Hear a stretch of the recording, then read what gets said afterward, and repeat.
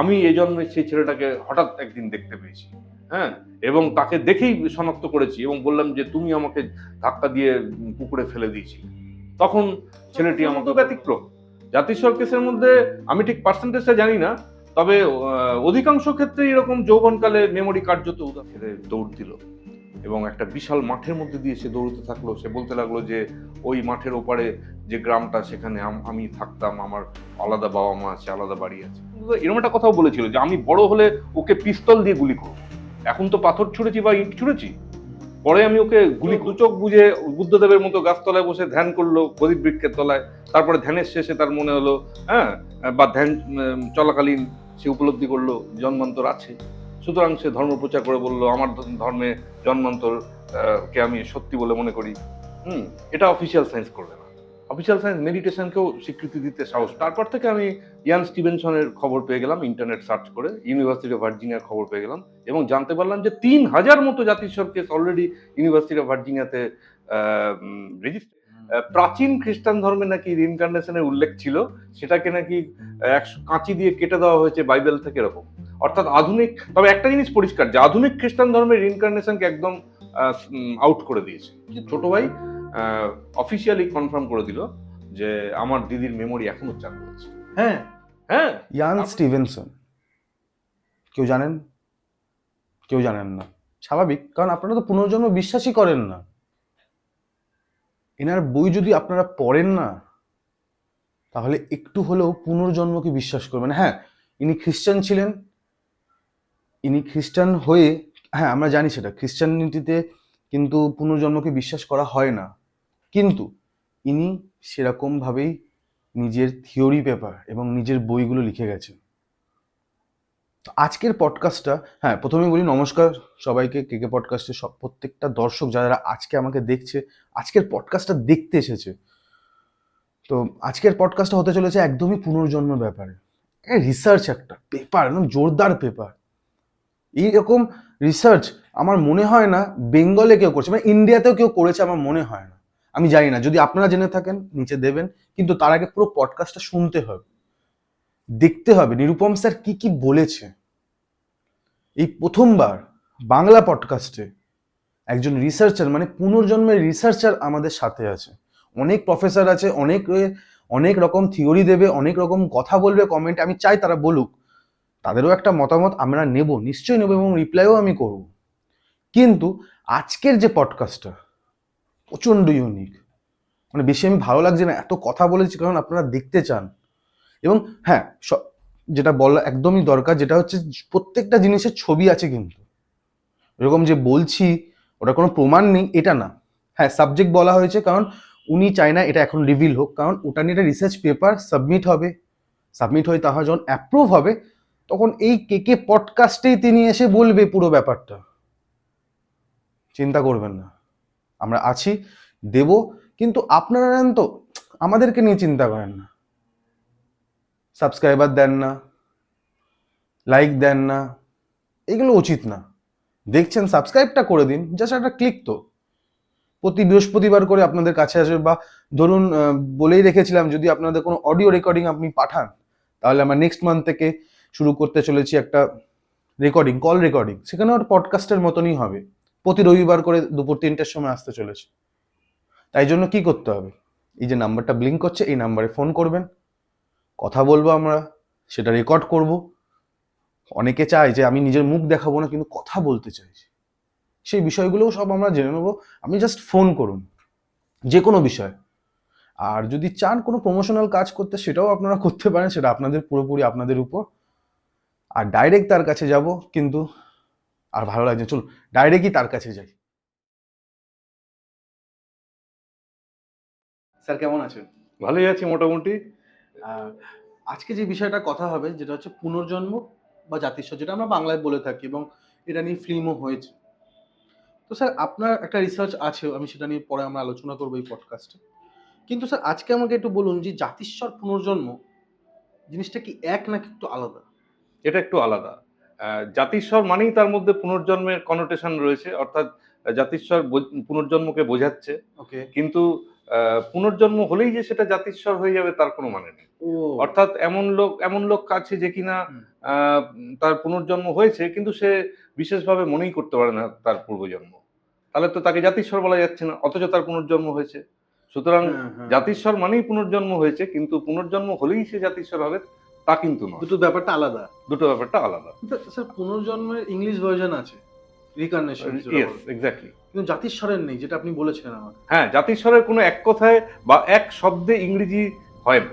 এটা ইংলিশ কালচারের একটা দুর্বলতা এবং এটা বাংলা কালচারের একটা সবলতা। ও বাংলা ভাষায় জাতিস্বর শব্দটা যেভাবে স্থান পেয়েছে, হুম। এরকম একটা মাত্র শব্দ হুম। এটাকে প্রকাশ করতে গেলে ইংরেজি ভাষায় একের পর এক শব্দ বসাতে হয়, একটা ফ্রেজ হয়ে। অর্থাৎ ধরুন এরকম person who remembers previous life বা child who remembers past life, তাহলে এতগুলো শব্দ চলে আসছে কিন্তু এক শব্দে প্রকাশ হচ্ছে না। এই হচ্ছে ইংরেজি ভাষার দুর্বলতা। তাহলে এক ভাষায় কি আবিষ্কার কি করা যেতে পারে কোনোভাবে? ইংরেজি ভাষায় এরকম একটা শব্দ বানাতে হয়, ডিজাইন করতে হয়, যে বাংলাতে যেরকম জাতিস্বর নামে শব্দ আছে এরকম শব্দ ইংরেজির জন্য প্রস্তাব দিতে হয়, এবং আমি অলরেডি একটা শব্দ বানিয়ে সেটা বিদেশে প্রচার করেছি। হ্যাঁ, নামটা একটু যদিও বলুন তাহলে। সেটা ইংরেজি ডিকশনারিতে এখনো আসার কথা না, না। কারণ অফিসিয়ালি আমি অ্যাপ্লাই করিনি, কিন্তু এই ধরনের গবেষণা করে এরকম একটা সংস্থাতে, হুম। অর্থাৎ এই গবেষণা বলতে এই রিইনকার্নেশন রিসার্চের উপরে গবেষণা, এরকম এক সংস্থাতে আমি আমার এই শব্দটাকে প্রমোট করেছি। Okay. সেই ইংরেজি শব্দটা হচ্ছে মেমোক্যারিয়েট, একটা মাত্র শব্দ, এটা আমি বানিয়েছি। মানে স্পেলিংটা যদি একটু বলেন। স্পেলিংটা হচ্ছে মেমোরি বানানের প্রথম 4টে অক্ষর নিলেন MEMO, একদম। তারপরে ক্যারিয়েট। ক্যারিয়েট কথাটা আমি ক্যারি ওভার থেকে এনেছি, কোনো কিছুকে বহন করে নিয়ে যাচ্ছে, মেমোরিকে বহন করে নিয়ে যাচ্ছে এক জন্ম থেকে আরেক জন্ম। সেই হিসেবে আমি বহন করা কথাটা অর্থাৎ ক্যারি ভার্বটাকে মাথায় রেখেছি এবং সেখান থেকে ক্যারিয়েট বানিয়েছি, CARIATE। ওয়াও, এই দুটো অংশকে অসাধারণ। জোড়া লাগিয়ে এটা মানে সত্যিকারের, মানে আপনার রিসার্চে তো আছে, অনেক কিছু ব্যাপার আছে, কিন্তু খুব অসাধারণ ব্যাপারটা। মানে আপনি নিজে থেকে একটা জাতিস্বরের ইংলিশ ভার্জনটা বানিয়েছেন। এটা কি অ্যাপ্রুভ হতে সময় লাগবে একটু? অলরেডি আমি বিদেশে একটা অনলাইন মিটিং করেছি জুমে, তাতে 1.5 ঘন্টা মতো মিটিং, তাতে একজন বিদেশি সন্মোহন চিকিৎসক, সে জন্মান্তর বিষয়ে খুব ইন্টারেস্টেড, তার কাছে এটা প্রমোট করেছি এবং সেই ভিডিওটা আবার দেখেছে আরেকজন বিদেশি, তিনি রিইনকার্নেশন রিসার্চার, তিনি নেদারল্যান্ডে থাকেন, তিনিও এটাতে খুব উৎসাহিত হয়েছেন এবং একরকম অ্যাপ্রুভ করেছেন। মানে অলরেডি অ্যাটলিস্ট 2জন বিদেশির কাছে আমি অ্যাপ্রুভাল পেয়েছি, যদিও সেটা অফিসিয়াল নয়, মানে তার ভিডিও দেখে লাইক দেওয়ার মতো বা কমেন্ট করার মতো। হ্যাঁ, একজন আমেরিকান মহিলা এটাকে অ্যাপ্রুভ করেছেন, নেদারল্যান্ডের এক গবেষক যে কিনা ভিডিওটা কনজিউম করেছিল, তিনি এই ভিডিওটা জানবার পরে আমাকে ইমেলে এ ব্যাপারে কানেকশন করে, তাতে দেখলাম তারও ভালো লেগেছে। বাহ বাহ।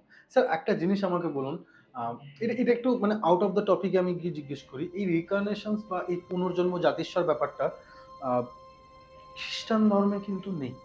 ইয়েস, আমি কি ভুল বলছি? খ্রিস্টান ধর্মে ইদানিংকালে একটা হাওয়া উঠেছে ইন্টারনেটে, আমি জানতে পেরেছি যে দাবি করছে যে প্রাচীন খ্রিস্টান ধর্মে নাকি রিইনকার্নেশনের উল্লেখ ছিল, সেটাকে নাকি কাঁচি দিয়ে কেটে দেওয়া হয়েছে বাইবেল থেকে, এরকম। অর্থাৎ আধুনিক, তবে একটা জিনিস পরিষ্কার যে আধুনিক খ্রিস্টান ধর্মের রিইনকার্নেশনকে একদম আউট করে দিয়েছে। কিন্তু তারাই কিন্তু এটা নিয়ে রিসার্চও বেশি করছে। হ্যাঁ, যারা করছে তারা কিন্তু আর খ্রিস্টান ধর্মকে ইয়ে করছে না, কেয়ার করছে না। তারা মনে করছে যে খ্রিস্টান ধর্মে জন্মেছি ঠিক আছে, কিন্তু খ্রিস্টান ধর্ম যা কিছু বলেছে সব ঠিক নাও হতে পারে, বৈজ্ঞানিকভাবে টেস্ট করে দেখি, এরকম একটা অ্যাটিটিউড তাদের মধ্যে এসছে, যার জন্য আপনি খ্রিস্টান সমাজেও কিন্তু রিইনকার্নেশন রিসার্চার পেয়ে যাচ্ছেন।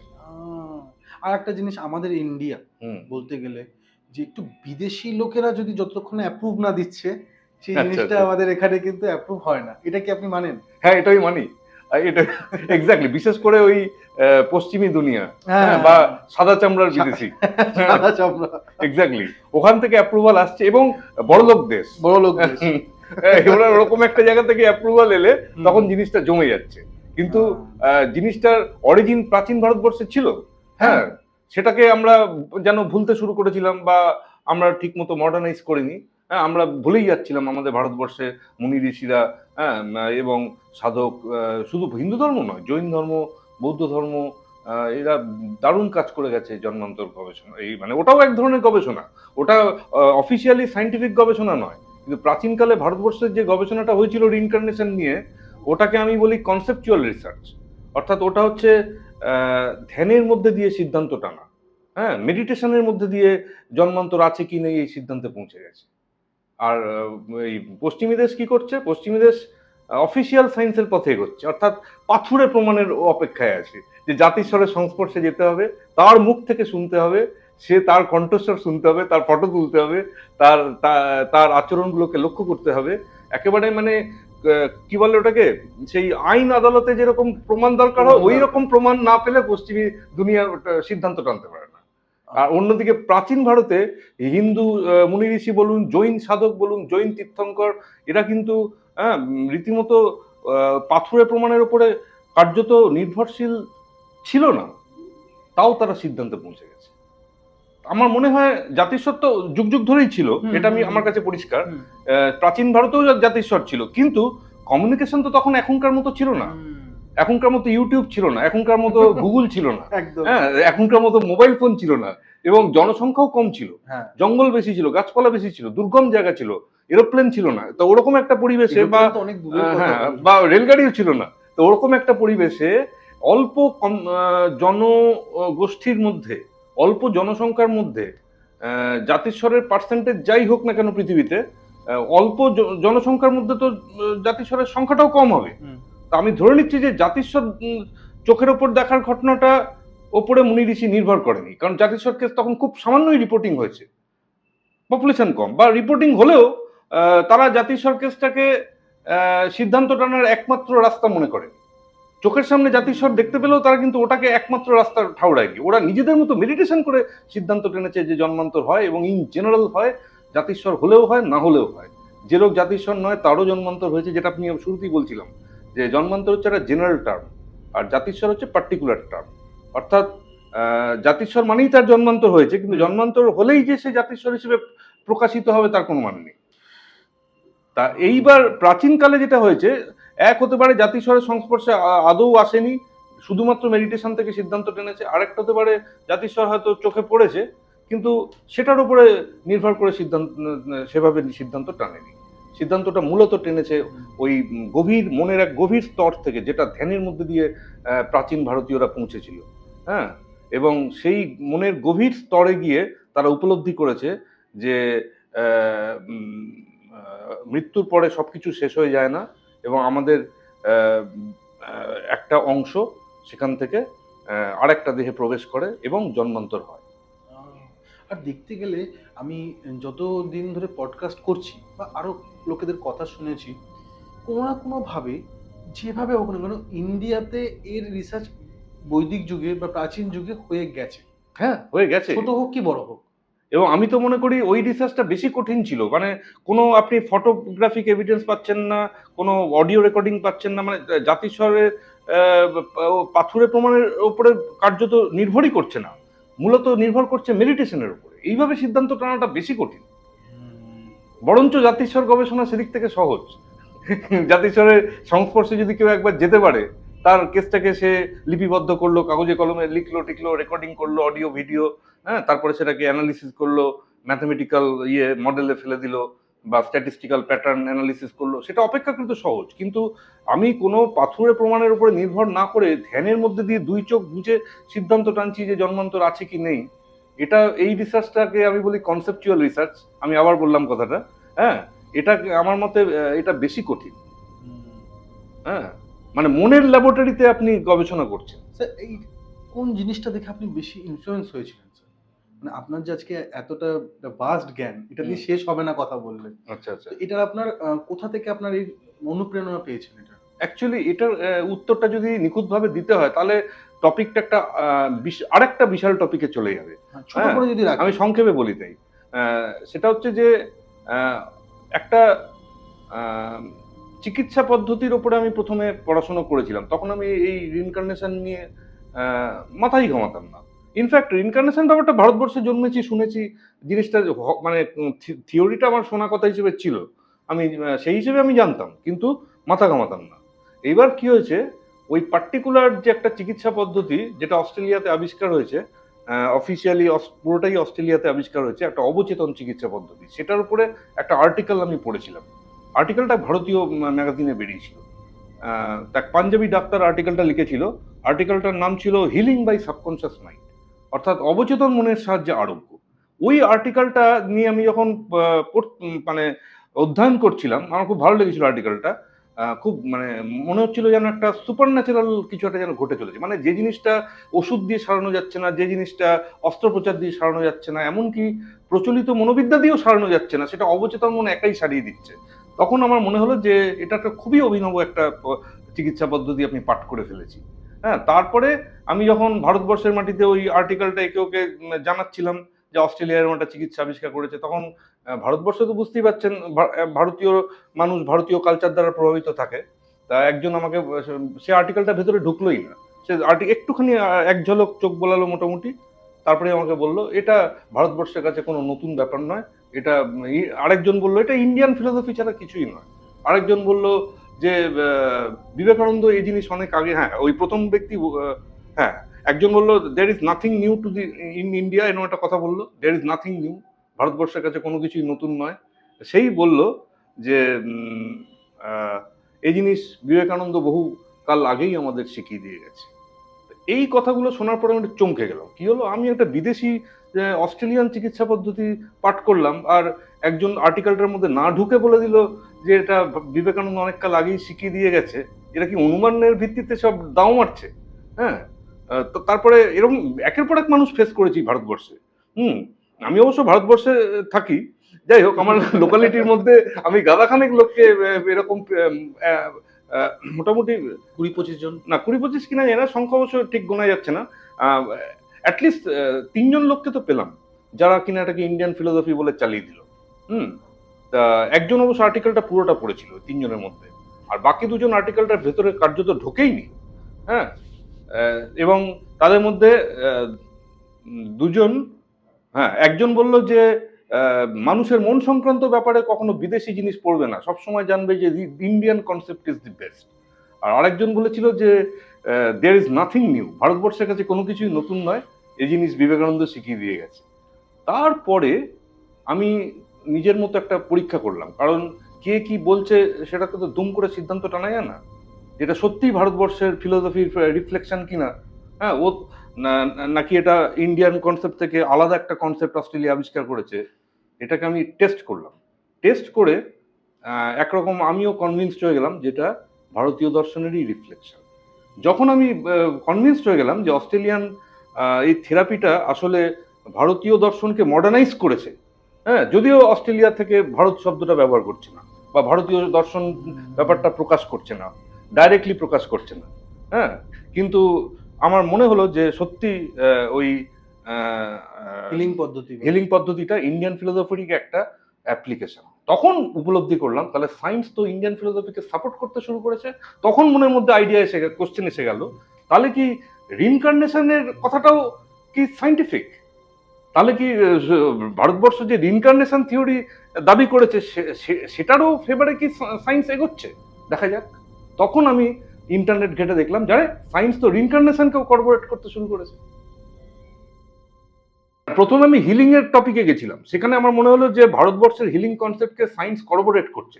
তখন আমার মনের মধ্যে প্রশ্ন এলো তাহলে কি ভারতবর্ষের রিইনকার্নেশন থিওরিকেও সায়েন্স কর্পোরেট করছে? দেখা যাক।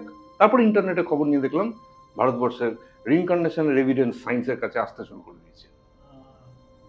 তারপর থেকে আপনার রিসার্চের তারপর থেকে আমি ইয়ান স্টিভেনসনের খবর পেয়ে গেলাম ইন্টারনেট সার্চ করে, ইউনিভার্সিটি অফ ভার্জিনিয়ার খবর পেয়ে গেলাম, এবং জানতে পারলাম যে 3000 মতো জাতিস্বর কেস অলরেডি ইউনিভার্সিটি অফ ভার্জিনিয়াতে রেজিস্টার হয়েছে, মানে নথিভুক্ত হয়েছে। এবং ইয়ান স্টিভেনসন ওই 3000 জাতিস্বর কেস ডাইরেক্টলি এবং ইনডাইরেক্টলি ইনভেস্টিগেট করেছে। অর্থাৎ ওই 3000 মতো কেসের একটা অংশ উনি নিজে ইনভেস্টিগেট করেছেন, সেটা ডাইরেক্ট, আর আরেকটা অংশ উনি অ্যাসিস্ট্যান্ট অ্যাসোসিয়েট মারফত ইনভেস্টিগেট করেছেন। খুব সুন্দর লাগলো, মানে হ্যাঁ, এই জার্নিটা খুব সুন্দর। স্যার আজকে কি শুনতে চলেছি আপনার কাছে, যদি এটা জাতিস্বর বা পুনর্জন্ম যদি একটা ঘটনা আপনি রাখেন?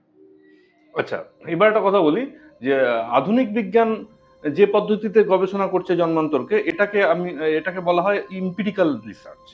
হ্যাঁ, এটা কিন্তু কনসেপচুয়াল রিসার্চের থেকে স্বতন্ত্র পদ্ধতি। কনসেপচুয়াল রিসার্চ হচ্ছে মেডিটেশন, ইনটুইশন, হ্যাঁ, ধ্যান, অনুমান শক্তি এসবের দ্বারা সিদ্ধান্ত।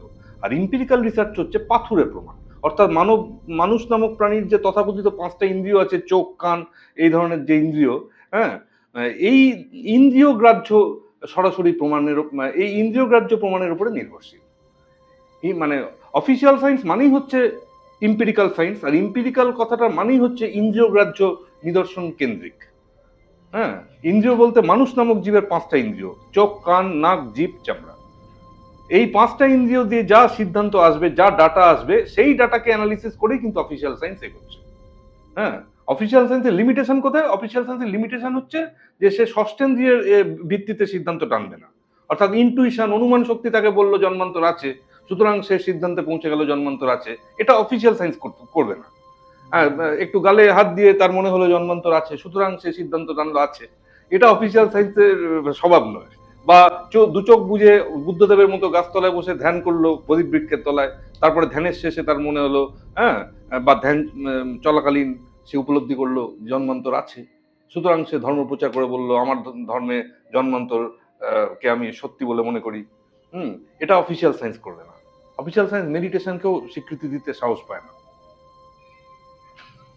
অফিসিয়াল সায়েন্স হচ্ছে এই গালে হাত দিয়ে সিদ্ধান্ত টানা, পায়চারি করতে করতে সিদ্ধান্ত টানা, হ্যাঁ, সবই প্রমাণ এবং মানে কিছু রাখতেই হবে। মেডিটেশনের চোখ বুঝে সিদ্ধান্ত টানা, এগুলো অফিসিয়াল সায়েন্সের পোষায় না। অফিসিয়াল সায়েন্স হচ্ছে ওই মানবেন্দ্রিয় গ্রাহ্য পাথুরে প্রমাণ, এটা ওপরে নির্ভরশীল। এবং আধুনিক পৃথিবীতে আবার এই ইম্পিরিক্যাল রিসার্চকেই বেশি মানে আধুনিক পৃথিবীতে ইম্পিরিক্যাল রিসার্চটাই বেশি জনপ্রিয় হয়েছে। তাহলে আমরা তো রিসার্চটা জানলাম, আপনার জার্নিটা জানলাম। স্যার, এবার কি কোনো ঘটনা যদি বলেন যেটা শুনেছেন আপনি, বা জাতিস্বর বা পুনর্জন্মের কোনো ঘটনা যদি রাখেন? অবশ্যই। আমি অ্যাকচুয়ালি ওই যখন ইন্টারনেটে গিয়ে ইয়ান স্টিভেনসনের কথা জানলাম যে উনি এরকম প্রচুর পরিমাণ কেস ইনভেস্টিগেট করেছেন, ইউনিভার্সিটি অফ ভার্জিনিয়ার তরফ থেকে বিভিন্ন দেশে উনি গেছেন, জাতিস্বরের সংস্পর্শে এসছেন, এবং পাথুরের প্রমাণের ভিত্তিতে অফিসিয়াল সায়েন্সের দৃষ্টিকোণ থেকে উনি গবেষণা করেছেন। তা সেই সময় ইয়ান স্টিভেনসনের পারফরমেন্স এবং অন্য গবেষকদের পারফরমেন্স, হ্যাঁ, আমি ইন্টারনেটে পরের পর ট্র্যাক করলাম। তাতে বিগত বছরগুলোতে আমি যা খবর পেয়েছি, তাতে দেখলাম যে শুধু স্টিভেনসন নয়, তার অ্যাসোসিয়েট অ্যাসিস্ট্যান্টরাও এ ব্যাপারে খুবই সুন্দর কাজকর্ম করেছে। এবং স্টিভেনসন তো গাদাখানেক বইও লিখেছে। তার মধ্যে একটা বই আমার বাড়িতে আছে, children who remember previous lives. আমি ওটার হার্ড কপি আমার বাড়িতে আছে, একজন আমাকে গিফট দিয়েছিল। তো সেই বইটার মধ্যে স্টিভেনসন 14টা জাতিস্বর কেস বর্ণনা করেছে। বইটার লেটেস্ট এডিশন 2001 সালে, children who remember previous lives, হ্যাঁ, এ কোশ্চেন অফ রিইনকার্নেশন, এই নামের ওই গ্রন্থটাতে উনি তুরস্কের একটা ইন্টারেস্টিং কেস বর্ণনা করেছেন। এবং এই কেসটাকে উনি বলেছেন যে জাতিস্বরের টিপিক্যাল কেসগুলোর মধ্যে অন্যতম। অর্থাৎ জাতিস্বরের ওই যে 3000 মতো যা কেস, তার মধ্যে টিপিক্যাল কেস যেগুলো হয়, অর্থাৎ একটা পার্টিকুলার বেশ প্যাটার্নের মধ্যে বিলং করছে, এরকম টিপিক্যাল কেসের মধ্যে এটা অন্যতম। এই তুরস্কের ঘটনাটাকে আমি ইলাবোরেট করছি, যেটা কিনা আমি সরাসরি স্টিভেনসনের গবেষণা থেকে জেনেছি। আমার ওই পার্টিকুলার ওই বইটা থেকে, প্লাস ইন্টারনেটে তো ব্লগ পোস্টে ওটা কেউ না কেউ আবার ইলাবোরেট করেছে, যা হয় পরবর্তীকালে অন্য লোক ওই কাহিনীটাকে নিজের ভাষায় আবার একটু রকম ফেরে ইন্টারনেটে ব্লগ পোস্ট হিসেবে পরিবেশন করেছে। তা কিন্তু আমার কাছে অরিজিনাল স্টিভেনসনের লেখাটা আমার বাড়িতে আছে, ফলে আমি একদম অথেন্টিক জায়গার মাথায় রেখে বলছি। সেটা হচ্ছে যে তুরস্কের একটা গ্রাম, বোধহয় হাতুন কয় না কি যেন গ্রামটার নাম আপচা হয়ে গেছে। ওখানে সেলিম ফেসলি নামে এক চাষি হাতুন কয়ের বোধহয় একটা নেবারিং ভিলেজে সেলিম ফেসলি নামে এক চাষি দিনের শেষে ক্লান্ত অবস্থায় ক্ষেতের মধ্যে বিশ্রাম করছিল পড়ন্ত সূর্যের আলোতে। ওরই এক প্রতিবেশী, সে দাবি করে যে আমি ওই পড়ন্ত আলোতে আমি খরগোশ ভেবে গুলি করেছিলাম, কিন্তু ও আর কি ফট করে পিস্তল চালিয়ে দেয় সেলিম ফেসলির কানের মধ্যে, অর্থাৎ বুলেট ঢুকলো এবং সেলিম ফেসলি মারা গেল, হেমারেজ হয়েছিল। সেলিম ফেসলি অন দি স্পট এক্স্যাক্টলি মারা যায়নি, ওকে হসপিটালাইজ করেছিল। যাই হোক, স্টিভেনসন ওই ডিটেলটা ওই বইতে উল্লেখ করেনি। মোট কথা ও অপঘাতে মৃত্যু হয় সেলিম ফেসলি। হ্যাঁ, আর যে আততায়ী সে দাবি করেছিল আমি খরগোশ শিকার করতে বেরিয়েছিলাম, তা হঠাৎ পড়ন্ত আলোতে সেলিম ফেসলিকে আমি বুঝতে পারিনি, আমি খরগোশ ভেবেই গুলিটা করেছিলাম। এইবার তুরস্কের আইন অনুযায়ী ওর 2 বছর জেল হয়। তো ও অ্যারেস্ট হয়েছিল এবং ও যখন আদালতে বললো যে আমি ইন্টেনশনালি সেলিম ফেসলিকে মার্ডার করিনি, আমি খরগোশ ভেবেছিলাম, তখন তুরস্কের আইন অনুযায়ী ওকে 2 বছরের মতো কারাদণ্ড দেওয়া হয়েছিল, কিন্তু কোনো ফাঁসি টাসি হয়নি, যাবজ্জীবনও হয়নি। তা 2 বছর পরে ও যখন জেল থেকে ছাড়া পেল, তখন ও আগের প্রফেশনে ফিরে যেতে পারলো না, কারণ ওর আগের প্রফেশনটা এমন কোনো প্রফেশন ছিল যে জেল খাটলে বা পুলিশের খাতায় নাম উঠলে স্পট হয়ে যায়, তখন ফলে ও প্রফেশন চেঞ্জ করতে বাধ্য হলো। এবার ও একটা শরবতের ব্যবসাদার হয়ে গেল, তুরস্কে একটা ভেন্ডার হয়ে গেল গ্রামের মধ্যেই। এবং ওর একটা পানীয়টা তুরস্কে খুব জনপ্রিয় ছিল, যেটার ও ভেন্ডার হয়েছিল, এবং ও ওরকম গ্রামের রাস্তায় পানীয়টা বিক্রি করতো। তা বছর কয়েক কেটে গেছে। সেলিম এদিকে ওর ওই 2 বছর জেল খাটা এবং তারপরে জেল থেকে বেরিয়ে 6 মাসের মধ্যে বোধহয় প্রফেশন চেঞ্জ করলো। তা এই পরিসরের মধ্যে তো খুব অল্পকালের মধ্যেই সেলিম ফেসলির মৃত্যু বোধহয় 1-1.5 বছরের মধ্যেই একটা বাচ্চা জন্মালো। তার জন্মের আবির্ভাবটা খুব রোমাঞ্চকর। এক মহিলা হঠাৎ স্বপ্নে দেখলো এক যুবক তার বেডরুমে ঢুকে পড়েছে। হ্যাঁ, এবং সেই যুবকের ডান গাল বা মুখ রক্তে মাখা এবং ভয়ঙ্কর দৃশ্য, মানে একটা ইনজিওর্ড যুবক তার বেডরুমে ঢুকছে। এবং তখন সেই যুবক মহিলাকে বলল আমি আপনার কাছে আসছি। হ্যাঁ, তখন মহিলা স্বপ্নের মধ্যেই তাকে উত্তর দিল যে আমি তো বিবাহিত মহিলা। হ্যাঁ, বলে তাকে একরকম ডিসকারেজ করলো।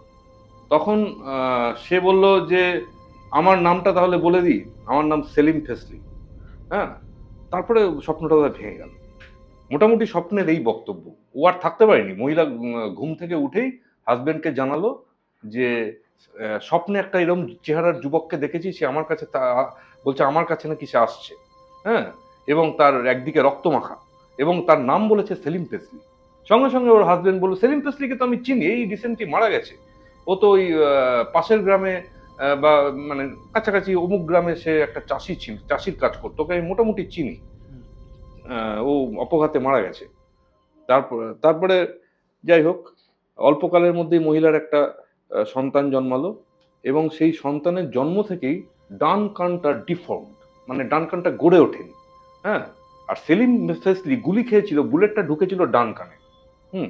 এবং শুধু তাই নয়, ওই বাচ্চাটা যখন মোটামুটি প্রথম কথা বলতে শিখেছে, তখনই সে বলে বসলো যে আমি সেলিম ফেসলি। অথচ বাচ্চাটার নাম ছিল হচ্ছে বাচ্চাটার নাম ছিল, এক সেকেন্ড, যাই হোক বাচ্চাটার নামটা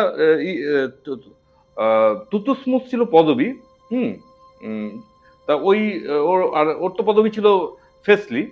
হ্যাঁ, তা এইবার বাচ্চাটাকে যখন এই কথা বললো, তখন অলরেডি ওর ফ্যামিলি, মা বাবা আগে থেকে তো একটা ইন্ডিকেশন পেয়েছিল, স্বপ্ন ছিল অ্যানাউন্সিং ড্রিম বলে।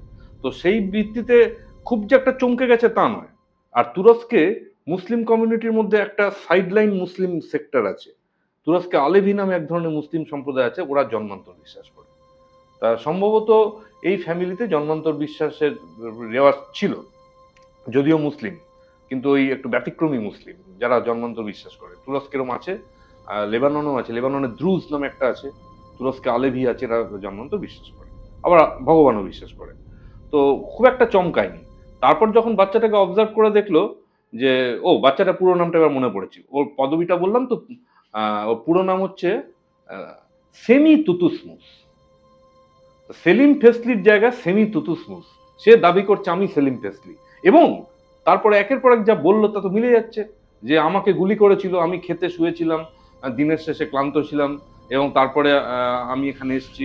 হ্যাঁ, মানে মারা যাওয়ার পর এখানে এসেছি। তারপরে বললো আমার অমুক বউ আছে, আমার অমুক বাচ্চা আছে, আমার বাবা আছে, বেঁচে আছে। হ্যাঁ, মানে সেলিম ফেসলির বাবা বেঁচে ছিল। তারপরে ও বলল যে আমি আমার গ্রামে যাব, মানে প্রতিবেশী গ্রামে সে যেতে চায়। বাচ্চা নাছোড়বান্দা, সে প্রতিবেশী সেলিমের গ্রামে সে যেতে চায়। তারপরে তো আলটিমেটলি বাচ্চাটাকে বোধহয় প্রথম দিকে বাধা দিচ্ছিল, কিন্তু বাচ্চাটা আহ, জোর করে বলা নেই কওয়া নেই সে বাড়ি থেকে বেরিয়ে হাঁটা দিয়ে সোজা সেলিমের বাড়িতে পৌঁছে গেল। হ্যাঁ, তারপরে সেলিমের বাড়িতে যখন ঢুকে গেছে, তখন সেলিমের বাবার কাছে বাচ্চাটা আত্মপ্রকাশ করেছে, পরিচয় দিয়েছে আমি সেলিম। হ্যাঁ, বাবা অ্যাকসেপ্ট করেছে, বাবা বুঝতে পেরেছে যে আমি সেলিম ফিরে এসছে, বাবার মনে হয়েছে। হ্যাঁ, তারপরে সেলিম ফেসলির যে বাবা, সে তখন ওদের যোগাযোগ করলো এই ফ্যামিলির সঙ্গে। আলটিমেটলি দুটো ফ্যামিলির মধ্যে কেসটা একরকম সলভ হয়ে গেল। অর্থাৎ ওই তথাকথিত জাতিস্বর সেমি তুতুসমুস নামে বাচ্চাটা একের পর এক শনাক্ত করে ফেললো। মানে শুধু যে বাবাকে শনাক্ত করলো তাই নয়, বউকে শনাক্ত করলো, সন্তানকে শনাক্ত করলো, বাড়ির জিনিসপত্র শনাক্ত করলো। হ্যাঁ, এইবার একটা ইন্টারেস্টিং জায়গায় পৌঁছাচ্ছে ঘটনাটা। সেটা হচ্ছে বাচ্চাটা তখন রাস্তায় খেলা করছে কয়েকটা অন্য বাচ্চার সঙ্গে। আর ঘটনাচক্রে ওই খেলা করার জায়গাটার কাছাকাছি ওই প্রতিবেশী তার ভেন্ডার তার শরবত বিক্রি করছে। মানে হোয়াট এ কোইন্সিডেন্স! প্রতিবেশী সেই লোকটা যে কিনা গুলি করেছিল আততায়ী, সে তার শরবতের ব্যবসা চালিয়ে যাচ্ছে, জনপ্রিয় শরবত। আর ওখানে কাছাকাছি কয়েকটা ছেলে খেলা করে। তার 5টা বাচ্চা কোনো ভায়োলেন্ট আচরণ করছে না, হঠাৎ একটা বাচ্চা ওই শরবতলাকে দেখলেই পাথর ছুঁড়ে মারছে বা ইট ছুঁড়ে মারছে। রাস্তায় যা পাচ্ছে আর কি, ইট হোক পাথর হোক, হ্যাঁ, ছুঁড়ে মারছে। এবং এমনই সে পাথর ছুঁড়ে মারার প্রবণতা যে ওই ভেন্ডারের একটা বোতলকে সে ফাটিয়ে দিল দূর থেকে এরকম ছুঁড়ে। উম, তাতে ওই ইসা দিরবেকলি ডিস্টার্বড হলো। ইসা দিরবেকলি অবাক হয়ে গেল যে এই বাচ্চাটার কি মাথা খারাপ, পাগল টাইপের বাচ্চা যে আমাকে দুম করে এরকম পাথর ছুটছে, বারবার পাথর ছুটছে, অথচ অন্য কোনো বাচ্চা তো এরকম ঝামেলা করে না। হুম, তা তারপরে যা হয়, ইয়ান স্টিভেনসন এর মধ্যে খবর পেয়েছে ইউনিভার্সিটি অফ ভার্জিনিয়া থেকে। খবর মানে তুরস্ক থেকে খবর চলে গেছে আমেরিকাতে। আমেরিকার ভার্জিনিয়া বিশ্ববিদ্যালয় ইয়ান স্টিভেনসন জেনে গেছে যে তুরস্কের এই কেসটা সম্ভবত একটা শক্তিশালী কেস। হ্যাঁ, তখন ও সোজা আহ, তুরস্কে চলে এসছে ডক্টর ইয়ান স্টিভেনসন। এসে সেই গ্রামে পৌঁছেছে। হ্যাঁ, দোভাষী টোভাষী সঙ্গে নিয়ে। দোভাষী বলতে তুরস্ক ভাষা, তুর্কিশ ভাষা জানে এরকম, এবং ইংরেজিটাও জানে। তো এরকম লোক নিয়ে ঢুকে গেছে। ঢুকে গিয়ে ওই বাচ্চাটার ইন্টারভিউ নিয়েছে, বাচ্চাকে সাবজেক্ট জাতিস্বর, বাচ্চার ফ্যামিলি মেম্বার, প্রিভিয়াস ফ্যামিলি।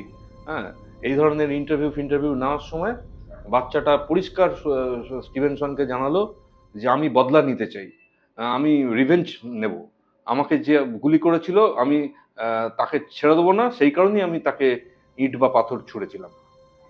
তখন স্টিভেনসন দেখলো যে মহা মুশকিল, বাচ্চাটার মধ্যে প্রতিশোধ স্পৃহা কাজ করছে।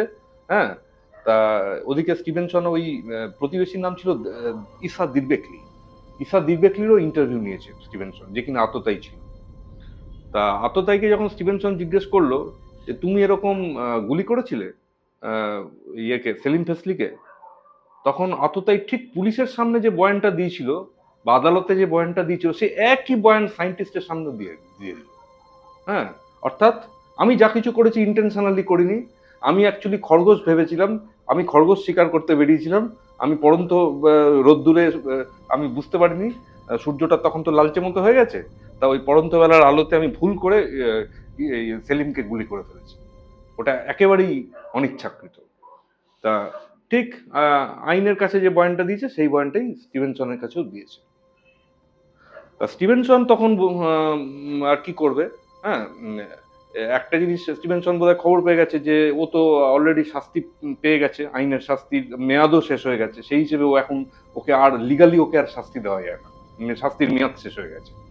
সুতরাং সেদিক থেকেও মুক্ত। কিন্তু শাস্তি ব্যাপারটা তো ইনফর্মালিও হয়। হ্যাঁ, বাচ্চাটা তো ছাড়ছে না, বাচ্চাটার মধ্যে তো প্রতিশোধ স্পৃহা থেকে গেছে। তুরস্কের আইন যতই ওকে শাস্তি দিয়ে 2 বছর আটকে রেখে শাস্তির মেয়াদ ফিনিশ করে ওকে আবার সমাজের মূল স্রোতে, মানে তথাকথিত মূল স্রোতে ফিরিয়ে দিক না কেন, বাচ্চাটা তো ছাড়ছে না। বাচ্চা তো অত আইন আদালত বোঝে না, সে তার মনে করছে যে কর্মফল বাকি আছে, একে পানিশ করতে হবে, রিভেঞ্জ নেব। এবার স্টিভেনসন আবার অরিজিনালি একজন সাইকিয়াট্রিস্ট ছিল, মানে মনোচিকিৎসক। তো স্টিভেনসন যেহেতু অরিজিনালি সাইকিয়াট্রিস্ট, সেই জন্য স্টিভেনসনের মনে হলো যে এটা আমার একটা দায়িত্ব যে বাচ্চাটার মধ্যে এরকম একটা প্রতিশোধ স্পৃহা গড়ে উঠছে, এটাকে প্রশমিত করা দরকার অ্যাজ এ থেরাপিস্ট বা অ্যাজ এ চিকিৎসক। স্টিভেনসন তখন শুধু রিইনকার্নেশন রিসার্চার নয়, চিকিৎসক হিসেবে স্টিভেনসন তখন একটুখানি অ্যাকশন নিতে চাইলো যে বাচ্চার প্রতিশোধ ক্রিয়াটাকে আমি কিভাবে সলভ করতে পারি। তখন এক দোভাষী স্টিভেনসনকে বলে বসলো যে এই দায়িত্বটা আমার উপরে ছেড়ে দিন, হ্যাঁ, আপনাকে এটা নিয়ে কোনো চাপ নিতে হবে না, হ্যাঁ, বাচ্চাটার প্রতিশোধ ক্রিয়াকে প্রশমিত করার দায়িত্বটা আমি নিয়ে নিচ্ছি। তা স্টিভেনসন তখন লোকটাকে হ্যান্ড ওভার করে দিল দায়িত্বটা। লোকটা করলো কি, ওই সেমি তুতুসমুসকে বোঝালো যে দেখো, তুমি ওকে যদি আজকে পাথর ছুঁড়ে না, সেমি তুতুসমুস এরকম একটা কথাও বলেছিল যে আমি বড় হলে ওকে পিস্তল দিয়ে গুলি করব, এখন তো পাথর ছুঁড়েছি বা ইট ছুঁড়েছি, পরে আমি ওকে গুলি করব। তখন ওই দোভাষী বোঝালো যে দেখো, তুমি যদি এই জন্যে ওকে গুলি করে মেরে ফেলো ওই ঈসা দিরবেকলিকে, তাহলে ঈসা দিরবেকলি আবার পরের জন্মে তোমাকে গুলি করে আবার মারবে, আবার তুমি তার পরের জন্মে গিয়ে ঈসা দিরবেকলিকে গুলি করে আবার মারবে, চলতেই থাকবে। হ্যাঁ, তুমি প্রতিশোধ নেবে, ও আবার পরের জন্মে ফিরে এসে তোমাকে গুলি করবে, আবার তুমি পরের জন্মে ওকে গুলি করবে, এর কোনো শেষ নেই। এইভাবে বুঝিয়ে বাচ্চাটাকে শান্ত করে দেয় এবং বাচ্চারা তারপর থেকে সত্যিই শান্ত হয়ে যায়। এবং বাচ্চাটার ফলো আপ ইন্টারভিউ নিয়েছিল স্টিভেনসন যখন বাচ্চাটার বয়স 18। তখন আর সে বাচ্চা নেই, সে সবে মানে আমাদের দেশের ইয়েতে তো ভোটাধিকারের বয়স মিনিমাম যুবক। হ্যাঁ, তা এই অবস্থা বাচ্চাটার মেমোরি প্রায় ভ্যানিশ হয়ে গেছে ওই 18 বছর বয়সে। ছিটে ফোটা হয়তো অবশিষ্ট আছে, কিন্তু কার্যত মেমোরি ভ্যানিশ বলা যায়। হ্যাঁ, আর প্রতিশোধ ক্রিয়ার ওটা প্রতিশোধ ক্রিয়াটা একেবারেই ভ্যানিশ, 100% ভ্যানিশ। আর মেমোরি জিনিসটা প্রায় 100% ভ্যানিশ। হ্যাঁ, এই পরিস্থিতিতে স্টিভেনসন যখন ঢুকছে ওই সেমি তুতুসমুসের বাড়িতে, তখন সেমি তুতুসমুসের পূর্বজন্মের মেমোরি কার্যত বিদায় নিলেও স্টিভেনসনকে ঠিক চিনতে পেরেছে। ও, আপনাকে আমি ঠিক চিনতে পারছি, আপনি তো আমার ছোট বয়সে এসেছিলেন, হ্যাঁ, ইন্টারভিউ নিতে। তা ইন্টারেস্টিং ব্যাপার, পূর্বজন্ম মুছে গেছে প্র্যাকটিক্যালি, কিন্তু স্টিভেনসনকে চিনতে পেরেছে। তার মানে এই জন্মের মেমোরিটা কিন্তু ওই ছোট বয়সেই কিন্তু স্টিভেনসনের সঙ্গে পরিচয়, এবং ওই একই ছোট বয়সে পূর্বজন্মের কথাও বলতো। অথচ দেখো, ওই নিজের চাইল্ডহুডের কথা ভেসে উঠছে, কিন্তু পূর্বজন্মের কি কাহিনী বলতো সেটা প্র্যাকটিক্যালি মনে করতে পারছে না, অথচ এই জন্মের স্টিভেনসনকে মনে আছে। হ্যাঁ, তারপরে স্টিভেনসন দেখতে পেলো যে ওর কানটা ঢাকা, চুলের স্টাইল এমন করেছে যে ডান কানটাকে পুরো চুল দিয়ে মানে একদম ব্লক করে দিয়েছে। হ্যাঁ, তখন স্টিভেনসন বলল যে মানে চুলের স্টাইল তো চেঞ্জ হয়েছে, তা তোমার ওই জায়গাটা কিরকম আছে, মানে ওই ক্ষতটা যেটা বার্থ ডিফেক্ট ছিল। তা সেই সময় ও চুলটাকে সরিয়ে দেখিয়ে দিল, হ্যাঁ, যে অ্যাকচুয়ালি ওই জায়গাটা প্লাস্টিক সার্জারি করিয়েছে। হ্যাঁ, এবং এমনভাবে প্লাস্টিক সার্জারি করেছে যে মনেই হবে না যে ওর কানটা জন্মগতভাবে ডিফর্ম ছিল। হ্যাঁ, এবং প্লাস্টিক সার্জারির ওপর দিয়ে আবার চুলের স্টাইলটাকেও চেঞ্জ করে ওটাকে ঢেকে দিয়েছে। যাই হোক, ঢেকে না দিলেও চলতো, কারণ প্লাস্টিক সার্জারি দারুণভাবে সাকসেসফুল হয়েছে। এবং বাচ্চাটা তখন সবে তুরস্কের আর্মিতে চান্স পেয়েছে, মানে চাকরি পেয়েছে। তা আর্মিতে চাকরি পাওয়াতে ওইখান থেকে ওর যা স্যালারি এসছে সেইটা দিয়ে প্লাস্টিক সার্জারিটা অ্যাফোর্ড করতে পেরেছে। হ্যাঁ, বাচ্চাটা নিজেই নিজের প্লাস্টিক সার্জারি অ্যাফোর্ড করেছে। খুব ইন্টারেস্টিং, খুব ইন্টারেস্টিং। এই হচ্ছে একটা উল্লেখযোগ্য ঘটনা। তাও তো এই ঘটনাটা আমি খানিক সংক্ষেপে বললাম, আরো ডিটেল ছিল। বাচ্চাটার যে আগের জন্মের বউ, হ্যাঁ, মানে সেলিমের বউ, সে যখন মারা যায় তখন বোধহয় সেমি তুতুসমুসের বয়স হচ্ছে 12, মানে বাচ্চাটার বয়স 12 বছর মতো। তা বাচ্চাটা তো ওই সেলিমের গ্রামে তো হরদম যেত, ওর বউয়ের সঙ্গে গল্প গুজব করতো। তা বউ যখন মারা যায় তখন এই কবরের সামনে বসে বাচ্চাটা বাচ্চাটা তো প্রথম কথা খুব কান্নাকাটি করেছিল, খুব শোকতপ্ত হয়েছিল। তারপরে ওই বউয়ের কবরের কাছে ও ঘাসের উপরে নাকি শুয়ে থাকতো। হ্যাঁ, এবং ডিপ্রেসড অবস্থাতে শুয়ে থাকতো, মাঝে মাঝে যেত, এবং চুপচাপ ওখানে শুয়ে থাকতো, মানে শোক পালন করতো। বাচ্চাটা সাংঘাতিক ভাবে তার শোক প্রকাশ করেছিল 12 বছর বয়সে নিজের বউয়ের মৃত্যুর জন্য। খুব সুন্দর স্যার, খুব সুন্দর। তো স্যার, আমরা তো একটা ঘটনা শুনলাম, এবার আমি শুনবো স্যার আপনার জীবনের বা আপনার রিসার্চের একটা ভাস্ট একটা পার্ট। আপনি আপনার মতো করে স্টার্ট করুন স্যার। আচ্ছা, আমি কোইন্সিডেন্টালি এই রিসার্চে প্র্যাকটিক্যাল শুরু করে দিলাম 2023 সাল থেকে। তার আগে আমি নিছকই এ নিয়ে ইন্টারনেটে বা অন্য জায়গায় পড়াশোনা করেছি। হ্যাঁ, কিন্তু সেটা এক ধরনের বলতে পারেন স্টুডেন্টের মতো। আর জাস্ট আমি অন্যের ইনফরমেশন পাচ্ছি, অন্যের রিসার্চের ইনফরমেশন আমি জানতে পারছি। কিন্তু আমি নিজে ইনভেস্টিগেশন করার সুযোগ পেয়ে গেলাম 2023 সালের 23শে মে, এবং কোইন্সিডেন্টালি এক অচেনা লোকের সঙ্গে পরিচয় হলো এক চায়ের দোকানে। হ্যাঁ, আমার হোম টাউনেই। সেই ব্যক্তি কে প্রথমে আমি আমার ওই অবচেতন মনের যে চিকিৎসা পদ্ধতিটা নিয়ে আমার পড়াশোনা ছিল সেটা নিয়ে তার সঙ্গে প্রথমে কথা বলেছিলাম। তা সেই আলোচনাটা শেষ হতেই সে আমাকে জানালো, আচ্ছা আপনি কি জাতিস্বরের ব্যাপারে, পুনর্জন্মের ব্যাপারে এই টপিক নিয়ে আপনি ইন্টারেস্টেড আছেন? তখন আমি দেখলাম যে বাহ, আমার একটা টপিকের উত্তরে ও আরেকটা টপিক প্রস্তাব করেছে, আমি দেখলাম এটাতেও আমি ইন্টারেস্টেড আছি। ওকে সঙ্গে সঙ্গে বললাম যে হ্যাঁ হ্যাঁ অবশ্যই। তখন ও বললো ওর এক পাশের বাড়িতে এরকম কেস আছে, একটি মেয়ে, সে এরকম জাতিস্বর হিসেবে প্রকাশিত হয়েছে এবং দারুণ ঘটনা।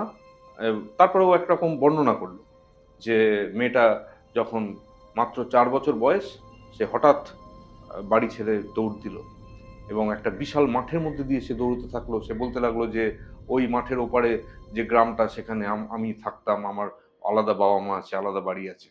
হ্যাঁ, এবং মেয়েটা যখন নিজের বাসস্থান থেকে এরকম দৌড়ে ছিটকে বেরিয়ে যাচ্ছে, তখন মেয়েটার পেছন পেছন গ্রামবাসীদের ক্রমশ ভিড় জমে গেল এবং এক দঙ্গল লোক ওই মাঠের মধ্যে দিয়ে পিছু নিয়েছিল। সে এক দেখবার মতো দৃশ্য হয়েছিল ওর গ্রামে, মানে আমার সেই অচেনা ব্যক্তির নিজস্ব গ্রাম। হুম, তো সেই ব্যক্তি হচ্ছে আমার এই কেসটার ফার্স্ট ইনফরম্যান্ট। এটাকে বলা হয় first ইনফরম্যান্ট of the case, FIC. হ্যাঁ, আমার এই ইনভেস্টিগেশন কেসে উনি ছিলেন প্রথম ইনফরম্যান্ট। সে আবার নিজেও যে ডাইরেক্টলি মেয়েটাকে দৌড়তে দেখেছিল তা নয়, সে আবার খেলতে গেছিল বোধহয়, বিকেলবেলা বাড়ি ফিরেছে, ফিরে মায়ের কাছ থেকে শুনেছে। ওর মা ওকে বললো, যারে পাশের বাড়ির মেয়েটা এরকম হঠাৎ বলেনি কখনই দৌড় দিয়েছে মাঠের মধ্যে দিয়ে এই দৃশ্য। তখন ও আমার ফার্স্ট ইনফরমেন্ট জানতে পারে। তারপরে সে এও জানতে পারে যে আলটিমেটলি মেয়েটার ওই গ্রামটা তে খবর হয়ে যায় এবং ওই গ্রামে মেয়েটা পৌঁছায় এবং সেই গ্রামে গিয়ে একের পর এক ব্যক্তিকে শনাক্ত করে এবং যা কিছু বলে সব মিলে যায় এবং দুটো ফ্যামিলির মধ্যে ব্যাপারটা একরকম সলভ হয়ে যায়। তা এইভাবে আমাকে ফার্স্ট ইনফরমেন্ট প্রাথমিক তথ্য দেয় এবং উল্লেখ করে মেয়েটা যে বিশাল মাঠের মধ্যে দিয়ে শুধু দৌড়েছিল তা নয়, বৈশাখ মাসের চড়া রোদ্দুরের মধ্যে দিয়ে দৌড়েছিল। আমি জিজ্ঞেস করলাম মেয়েটার বয়স কত ছিল তখন। ও মেয়েটা ফার্স্ট ইনফরমেন্ট বলেছিল 9-10 বছর বয়স হবে। পরে আমি ইনভেস্টিগেশন করতে গিয়ে জানতে পারলাম 4 বছর বয়স। আর বৈশাখ মাসটা জানতে পারলাম চৈত্র মাস। যাই হোক, কাছাকাছি কনসেপ্ট। হ্যাঁ, 9-10 বছর বয়সটাও ছোট বয়স ধরলাম, আর 4 বছর বয়সটাও ছোট বয়স। মূল ব্যাপারটা হচ্ছে ছোট বয়সে এই জাতিস্বর হিসেবে আত্মপ্রকাশ এবং দৌড়টা যে মাঠের মধ্যে দিয়েছিল সেটা চড়া রোদ্দুরকে উপেক্ষা করে। বৈশাখও চড়া রোদ্দুর, চৈত্রতেও চড়া রোদ্দুর। তা মূল ব্যাপারটা হচ্ছে রোদ্দুরকে ও কেয়ার করেনি। ও এতই আবেগের মধ্যে ছিল যে ওইটুকু বাচ্চা তার পুরনো বাড়িতে ফিরে যাওয়ার জন্য সে এতই ইমোশনাল হয়ে গেছে যে সে মাঠের ওই বিশাল ডিস্টেন্সকেও তোয়াক্কা করছে না, সূর্যের টেম্পারেচারকেও তোয়াক্কা করছে না। তা এইটা কিন্তু একটা উল্লেখযোগ্য দিক যে বাচ্চাটা যে নিছক তার ওই অন্য গ্রামে রওনা দিয়েছে তাই নয়, সে একটা বিশাল দূরত্বের মধ্যে দিয়ে দৌড়াচ্ছে এবং বিশাল গরমের মধ্যে দিয়ে দৌড়াচ্ছে। সুতরাং ঘটনাটা যদি কেউ বলে ফেক, হ্যাঁ, বা গট আপ কেস, তাহলে প্রশ্ন আসবে সে ইমোশনটা এলো কোত্থেকে অত রোদ্দুরের মধ্যে, অত ডিস্টেন্সের মধ্যে। সুতরাং এই ইনভেস্টিগেশনে ইমোশন ব্যাপারটাও খেয়াল করতে হয়। কিছু সূক্ষ্ম জিনিস আছে, ওইগুলোকেও নোট করা হয় যে হয়তো বডি ল্যাঙ্গুয়েজ, হয়তো চোখ থেকে জল বেরোচ্ছে কোনো একটা কথা বলার সময়, হ্যাঁ, কোথাও একটা বিশেষ উচ্ছ্বাস দেখাচ্ছে, বিশেষ একটা কাস্টম ফলো করছে, এরকম কিছু সূক্ষ্ম সূক্ষ্ম ব্যাপার আছে। শুধুই যে আমরা বাক্য বা স্টেটমেন্ট রেকর্ড করছি তাই নয়, হ্যাঁ, গবেষক হিসেবে। তা এই সূক্ষ্মতাগুলোকেও নোট করা হয়।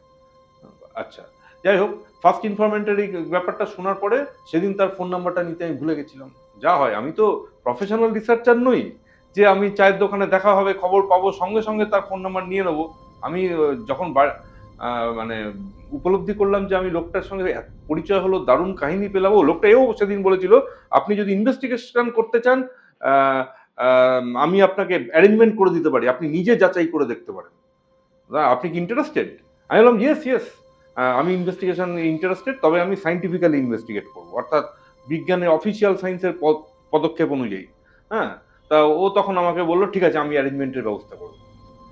তা তারপরে বাড়ি এসে আমার মনে হলো অ্যারেঞ্জমেন্টের ব্যবস্থা করে তো লোকটা তো ভালো কথা বললো বটে, কিন্তু জাতিস্বর্গে তো সাধারণত যৌবনকালে প্রবেশ করলেই মেমোরি 100% ভ্যানিশ হয়ে যায়, অথবা প্রায় 100% ভ্যানিশ হয়ে যায়, যেমন কিনা তুরস্কের ওই সেলিম ফেসলি।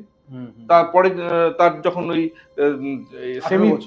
সেমি তিতুসমুস হিসেবে যে ইয়েটা প্রোফাইলটা, তাতে তো দেখা গেলো 18 বছর বয়সে মেমোরি প্র্যাকটিক্যালি উধাও। তা আমি ভাবলাম যে সেই সেলিম ফেসলি তিতুস এই সেমি তুতুসমুসের মতো এখানেও কি মেমোরিটা ভ্যানিশ হয়ে যায়নি তো? কারণ আমাকে সেই ফার্স্ট ইনফরমেন্ট বলেছিল ঘটনাটা বহুকাল আগে, যখন বাচ্চাটা ওরকম জাতিস্বর হিসেবে আত্মপ্রকাশ করে, দাবি করে, সেটা ও প্রথম দিন ও বোধহয় বলেছিল, হ্যাঁ ও বোধহয় বলেছিল যে বহু বছর। আমি জিজ্ঞেস করেছিলাম কিরকম বছর হবে, তখন ও বোধহয় একটা এস্টিমেট দিয়েছিল যে বছর 30 আগেকার ঘটনা। তা আমার হঠাৎ মনে হলো বছর 30 মতো আগেকার ঘটনা, তাহলে তো মেমোরি উধাও হয়ে যাওয়ার হাই চান্স আছে। হ্যাঁ, তা আমি তো প্র্যাকটিক্যালি কোনো মেমোরি নাও পেতে পারি। এখন ইনভেস্টিগেশন করতে আমি যাব, গিয়ে যদি দেখি যে সে তেমন কিছু মনে করতে পারছে না, হ্যাঁ, তার মেমোরি ছিটে ফোটা অবশিষ্ট আছে বা একেবারেই কিছু মনে করতে পারছে না, আমি ওকে ফোন করলাম। আমি লোকটার ফোন নাম্বারটা ম্যানেজ করলাম, একটা মিডল পার্সন মারফত যে ফোন নাম্বারটা ভুলে গেছিলাম সেটা কালেকশন করে ফেললাম। তারপরে সোজা ওই ফার্স্ট ইনফরমেন্টকে ফোন করলাম, করে বললাম মেমোরি কি চালু আছে, এটা খবর নিন। তখন ফার্স্ট ইনফরমেন্ট বলল আমি যতদূর জানি মেমোরি এখনো চালু আছে। আমি বললাম যে তাই নাকি? এটা সাধারণত কিন্তু এরকম যৌবনকালে মেমোরি চালু থাকে না, আপনি যা বলছেন সময়কাল, তাতে এই সাবজেক্ট অফ ইনভেস্টিগেশন এই ব্যক্তিটি, সে কিন্তু এখন রীতিমতো যৌবনকালে পৌঁছে গেছে।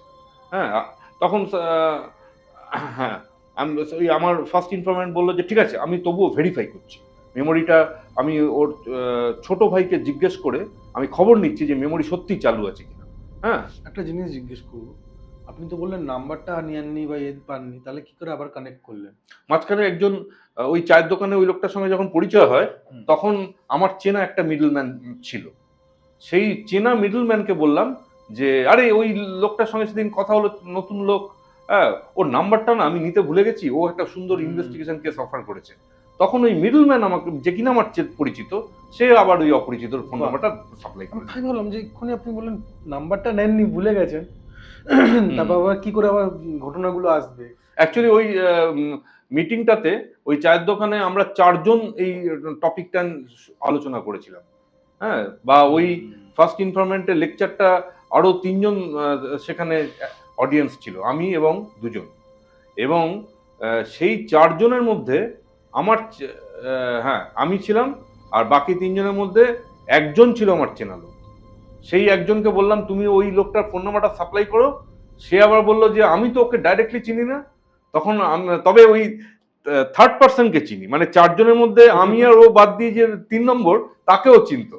সে 3 নম্বরকে দায়িত্ব দেওয়া হলো যে তুমি ওই 4 নম্বর ব্যক্তির ফোন নাম্বারটা জোগাড় করো। 4 থেকে 3-এ ফোন নাম্বার এলো, 3 নম্বর থেকে 2 নম্বর ব্যক্তিতে ফোন নাম্বার এলো, তারপর আমার কাছে এলো।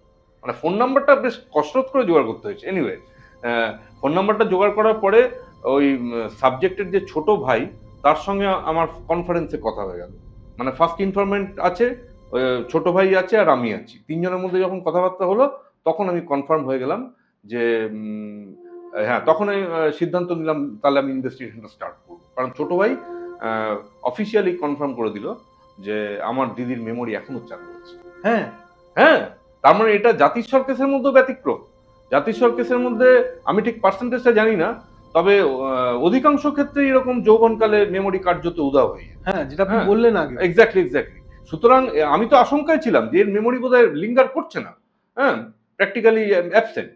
কিন্তু ওই ফার্স্ট ইনফরমেন্ট প্রথমে বললো আমার মনে হয় এখনো মেমোরি চালু আছে, তারপরে ও বললো যে আচ্ছা তবু আমি ভেরিফাই করছি। ছোট ভাই যখন বললো যে হ্যাঁ মেমোরি চালু আছে, তখন ব্যাপারটা অফিসিয়ালি কনফার্ম হয়ে গেলাম। তখন আমি বললাম ঠিক আছে তাহলে আমি ইনভেস্টিগেশন স্টার্ট করছি।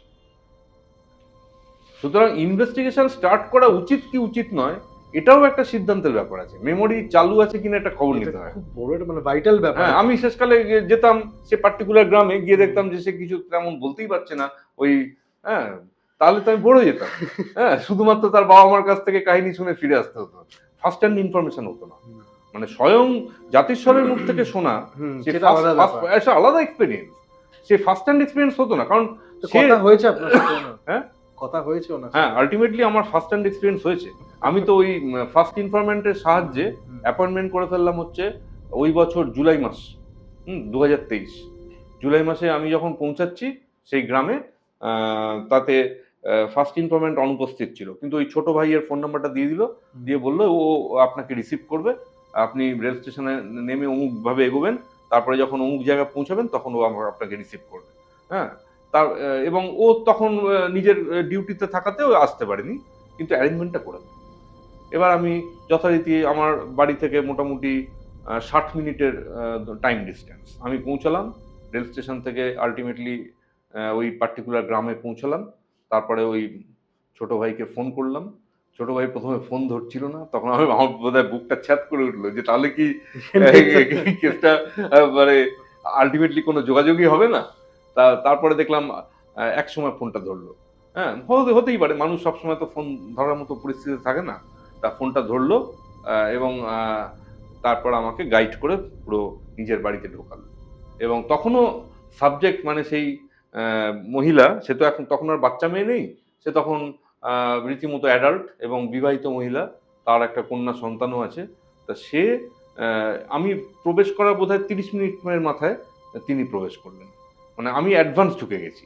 হ্যাঁ, তা আমাকে বললো যে আপনি ওয়েট করুন, আমার দিদি আসছে। তারপরে মোটামুটি 30 মিনিটের মাথায় দেখলাম খুব সেজে গুজেই সে ঢুকলো, এবং ঢোকার পরে আমি নিজের ইন্ট্রোডাকশন দিলাম, যেরকম আমি হচ্ছে অমুক শহর থেকে এসেছি, এই আমার নাম, এই আমার মোটামুটি পরিচয়। তা ওই অফকোর্স ওই ফার্স্ট ইনফরমেন্টের রেফারেন্সটা দিলাম, কারণ ফার্স্ট ইনফরমেন্ট হচ্ছে ওই সাবজেক্টের বাড়ির অন্যতম ইমিডিয়েট পাশের বাড়ি। হ্যাঁ, একদম ইমিডিয়েট প্রতিবেশী। তা সেই হিসাবে আমি বললাম যে এরকম ওই ব্যক্তি আমাকে আপনার কাহিনীটা প্রথম বলেছে, এবং সে আমাকে বলেছিল যে আপনি ইনভেস্টিগেশন করতে যদি চান যাচাই করতে পারেন, আপনি রাজি আছেন? আমি বলেছিলাম হ্যাঁ রাজি আছি, এবং আমি এও বলেছি যে আমি সাইন্টিফিক্যালি ইনভেস্টিগেট করবো। স্যার ইন্টারভিউ কটা নিয়েছিলেন ওখানে গিয়ে? অ্যাকচুয়ালি সাবজেক্টের ইন্টারভিউ আমি 3খানা নিয়েছি, আর এছাড়া বিভিন্ন ইনফরমেন্টেরই ইন্টারভিউ নিতে হয়, সেই হিসেবে সংখ্যাটা এই মুহূর্তে ঠিক বলা যাচ্ছে না। সংখ্যাটা চলছে রিসার্চ। তাছাড়া এখনো এটা অফিসিয়ালি কমপ্লিট হয়নি। স্যার তার ফার্স্ট ইন্টারভিউতে কি জানতে পারলেন? প্রথম গেলেন, কথা বললেন, কি জানলেন? ফার্স্ট ইন্টারভিউটা যেটা সাবজেক্টের নিয়েছিলাম, তাতে ও বলল যে ওর যখন 4 বছর বয়স, ও তখন উঠোনের মধ্যে খেলা করছিল, মায়ের সঙ্গে একটা ঝগড়া হয়, এবং তাতে মা ওকে একটা থাপ্পড় মারে, এবং সেই থাপ্পড়টা মারবার পরেই ওর পূর্বজন্মের কথা মনে পড়ে যায়, এবং ও বলে বসে যে আমার কিন্তু আলাদা বাবা মা আছে এবং আলাদা বাড়ি আছে। হ্যাঁ, তখন ওর মা ভেবেছিল বোধহয় ও ইয়ার্কি মারছে বা বাচ্চা হিসেবে মন গড়া কথা বলছে। তখন ওর মা ওকে চ্যালেঞ্জ করে যে কোথায় তোর আলাদা বাড়ি আছে, আমরাই তো তোর বাবা মা, তা তোর কোথায় তুই থাকতিস? তখন ও বলে যে কেন অমুক গ্রামে আমি থাকতাম, আমি সেখানে চললাম। এই বলে বাচ্চাটা তখন চ্যালেঞ্জ নিয়ে নেয় তার মায়ের এগেনস্টে, যে দেখ প্রমাণ করার জন্য যে সে কোন গ্রামে থাকতো। ও নিজেই তখন বাড়ি ছেড়ে দৌড় শুরু করে দিল, এবং সেই দুটো গ্রামের মধ্যে একটা মাঠ ছিল, সেই মাঠের মধ্যে দিয়ে, বিশাল মাঠ, তার মধ্যে দিয়ে চৈত্র মাসের চড়া রোদ্দুরে দৌড়াচ্ছিল, এবং সেই দৌড়টা দেখে ওর মা তখন চমকে যায় এবং গ্রামবাসীর কাছে আবেদন করে যে আমার মেয়ে হারিয়ে যাচ্ছে, আমাকে বাঁচাও বাঁচাও, হ্যাঁ আমার মেয়েটাকে উদ্ধার করো। তখন গ্রামবাসীরা ওর পিছনে, ক্রমশ ওর পেছনে লোকের সংখ্যা বেড়ে যাচ্ছিল, এবং বিপুল পরিমাণ মানুষ ওর পেছনে দৌড়াচ্ছিল বিশাল মাঠে। আর বাচ্চাটা একেবারে খুব আবেগের সঙ্গে দৌড়াতে দৌড়াতে একটা গাছের তলায় গিয়ে হঠাৎ ক্লান্ত হয়ে পড়ে। এটা স্বয়ং সাবজেক্টের মুখ থেকেই জানলাম যে সেই গাছটার কাছে ও ঘুমিয়ে পড়ে। যখন ও ঘুমিয়ে পড়ে তখন ওই পেছনকার কোনো একজন ব্যক্তি ওকে কোলে তুলে নিয়ে বাড়ি নিয়ে আসে। এইভাবে ওর উদ্যোগটা সেদিন ভেস্তে যায়, অর্থাৎ ও ওই পূর্বজন্মের গ্রাম সেখানে পৌঁছতে পারেনি। হ্যাঁ, ও একটুর জন্য পৌঁছাতে পারেনি, সেটাও আমি পরে খবর পেলাম। ওরই এক দিদি আমাকে বলল যে ও অনেক দূর পৌঁছে গেছিল, এবং ওর এক দাদা তার ইন্টারভিউতে আমাকে জানালো যে খুব কাছে পৌঁছে গেছিল, এরকম ভাবে অন্য ইনফরমেন্টের কাছ থেকে আমি পজিশনটা জেনে গেছি, যে তাতে আলটিমেট সিদ্ধান্ত হচ্ছে যে 2-3 বাড়ি পরেই ও থেমে গেছিল, মানে পূর্ব জন্মের যে বাড়িটা সেই বাড়িটার খুব কাছে চলে গেছিল। তা তার থেকে বড় কথা হচ্ছে যে ওই দৌড়ের যে দৃশ্যটা, সেই দৃশ্যটা খবর হয়ে যায় ওই অরিজিনাল গ্রামে, এবং সেখান থেকে পাশের গ্রামেও খবর হয়ে যায়, এবং পাশের গ্রামে যখন খবর হয়ে যায় তখন ওই প্রিভিয়াস পার্সোনালিটি, মানে ওর দাবি করা পূর্বজন্মের ব্যক্তিত্ব, যে কিনা মারা গেছিল, তার বাবা এই খবরটা শুনে আর থাকতে পারেনি। সে তখন সেই বাচ্চা মেয়েটাকে দেখবার জন্য সোজা সেই নেবারিং ভিলেজে চলে আসে, অর্থাৎ সাবজেক্টের ভিলেজে এসে হাজির হয়। হ্যাঁ, এবং সেটা আমি সাবজেক্টের দিদিকে জিজ্ঞেস করেছিলাম যে ওর বাবা কত তাড়াতাড়ি এসছিল, ঠিক 24 ঘন্টার মধ্যে, পরের দিনই? তো আমাকে বললো যে না, সেটা ঠিক বলতে পারি না নিখুঁত, তবে কয়েকদিনের মধ্যেই চলে এসেছিল। ছড়াতে হ্যাঁ। সময় লেগেছে একটা। হয়তো 24 ঘন্টা নয়, কিন্তু 2-3 দিনের মধ্যে চলে এসছে, এরকম হবে। মোট কথা ওর বাবা থাকতে পারেনি, বাবা চেষ্টা করেছে দ্রুত পৌঁছানো, ভেরিফাই করা যে সত্যি তো এরকম কথা বলেছে, ও কি আমার মৃত মেয়ে ফিরে আসছে, এটা তো ভেরিফাই করতে স্বাভাবিক। বাবার মনের মধ্যে যে আবেগ তৈরি হচ্ছে, সে চেষ্টা করবে যত তাড়াতাড়ি সম্ভব পৌঁছানো ওই মেয়েটাকে দেখবার জন্য। এবং ওর বাবা করেছিল কি, প্রিভিয়াস পার্সোনালিটির বাবা, সে ডাইরেক্টলি এই সাবজেক্টের বাড়িতে ঢুকতে সাহস পায়। সে করেছে কি, সাবজেক্টের পাশের বাড়িতে আমার ফার্স্ট ইনফরমেন্টের এক কাকা সেখানকার বাসিন্দা ছিল ও। সে সময়। মানে আমার ফার্স্ট ইনফরমেন্ট হচ্ছে সাবজেক্টের একটা পাশের বাড়ি, এবং তার আবার একটা পাশের বাড়ি হচ্ছে তা সেই ফার্স্ট ইনফরমেন্টের কাকার বাড়ি। তা সেই কাকার কাছে গিয়ে ভদ্রলোক উঠেছে, এবং ফার্স্ট ইনফরমেন্টের কাকাকে বলেছে যে আমি না ওই বাড়িতে এখন ঢুকতে চাইছি না, আপনি ব্যাপারটা ম্যানেজ করুন, আমি ভেরিফাই করতে এসেছি। তখন ফার্স্ট ইনফরমেন্টের কাকা সে সাবজেক্টের বাড়িতে চলে এসছে, পাশের বাড়ি এসে সাবজেক্টের মাকে বলেছে যে এক ভদ্রলোক এসছেন, একটুখানি আপনার মেয়ের সঙ্গে একটু কথা বলতে চায়। হ্যাঁ, তো তিনি আমার বাড়িতে অবস্থান করছেন, তো আমি একটুখানি আপনার মেয়েকে নিয়ে যেতে চাইছি কিছুক্ষণের জন্য, একটু ওই ভদ্রলোকের সঙ্গে দেখা করানোর জন্য। তা সাবজেক্টের মা পারমিশন দিয়েছে। হুম, যেহেতু মিডলম্যান আছে, তো ওই ভদ্রলোক দায়িত্ব যাবে। নিচ্ছে পাশের বাড়ি। তো তখন বাচ্চাটাকে কোলে তুলে নিয়ে সেই আমার ফার্স্ট ইনফরমেন্টের কাকা তার নিজের বাড়িতে নিয়ে এসছে। যেই না সাবজেক্ট বাচ্চাটা ঢুকেছে, সঙ্গে সঙ্গে ও উঠোনের মধ্যে থেকেই টের পেয়ে গেছে। ও নিজে আমাকে বললো যে আমি কিন্তু দূর থেকেই শনাক্ত করে ফেললাম আমার বাবাকে, মানে আগের বাবাকে। সে বিল্ডিংটার ভেতরে বসেছিল। হ্যাঁ, আমি উঠোন থেকেই সেটা দেখে বুঝে গেলাম। তারপরে সোজা বাবার কাছে এসে বললাম যে বাবা, তুমি আমাকে চিনতে পারছো না, আমি তোমার অমুক। নিজের নামটা উচ্চারণ করলো। তখন সেই নামটা কি জানা যায়? সেই নামটা একটু গোপনীয় রাখতে চেয়েছি। ঠিক আছে, আচ্ছা, কোনো ব্যাপার না। তো এবার ভদ্রলোক যখন দেখতে পেল যে তার মৃত মেয়ের নামটা উচ্চারণ করে ফেলেছে, এবং শুধু তাই নয়, আবেগ নিয়ে কথা বলছে যে বাবা, তুমি আমাকে চিনতে পারছো না, তাতে ভদ্রলোক তখনই কনভিন্সড হয়ে গেছে। হ্যাঁ, এবং বাচ্চাটা ভদ্রলোকের কোলে উঠে পড়েছে, এবং রীতিমতো ভদ্রলোক তখন আনন্দে চোখ দিয়ে তার জল গড়াচ্ছে, এরকম আনন্দে কেঁদে ফেলেছে। হ্যাঁ, তা এইভাবে প্রথম শনাক্তকরণ হয়েছিল। সাবজেক্ট সর্বপ্রথম শনাক্ত করেছিল তার বাবাকে, এবং সেই শনাক্তকরণটা ঘটেছিল একজন থার্ড পার্সনের সামনে, বা থার্ড পার্সনের বাড়িতে হয়েছে। যে আপনার কাছে প্রথম খবরটা দেয়। তা এই এক্স্যাক্টলি না, সেই থার্ড পার্সন হচ্ছে আমার ফার্স্ট ইনফরমেন্টের নিজের কাকা। ও নিজের কাকা। হ্যাঁ, ওই ফার্স্ট ইনফরমেন্টেরই দলের লোক মনে করতে পারেন। তো মোট কথা, একটা জিনিস সায়েন্টিফিক রিসার্চে প্লাস পয়েন্ট বলে মনে করা হয়, সেটা হচ্ছে যে এই শনাক্তকরণ ব্যাপারটা যখন দুটো ফ্যামিলির মধ্যে মোলাকাত হচ্ছে এবং শনাক্তকরণের ঘটনা ঘটে যাচ্ছে, হ্যাঁ, তখন বেশিরভাগ কেসে ওই 3000 মতো যে ইউনিভার্সিটি অফ ভার্জিনিয়াতে রেজিস্টার কেসগুলো, তাতে ওই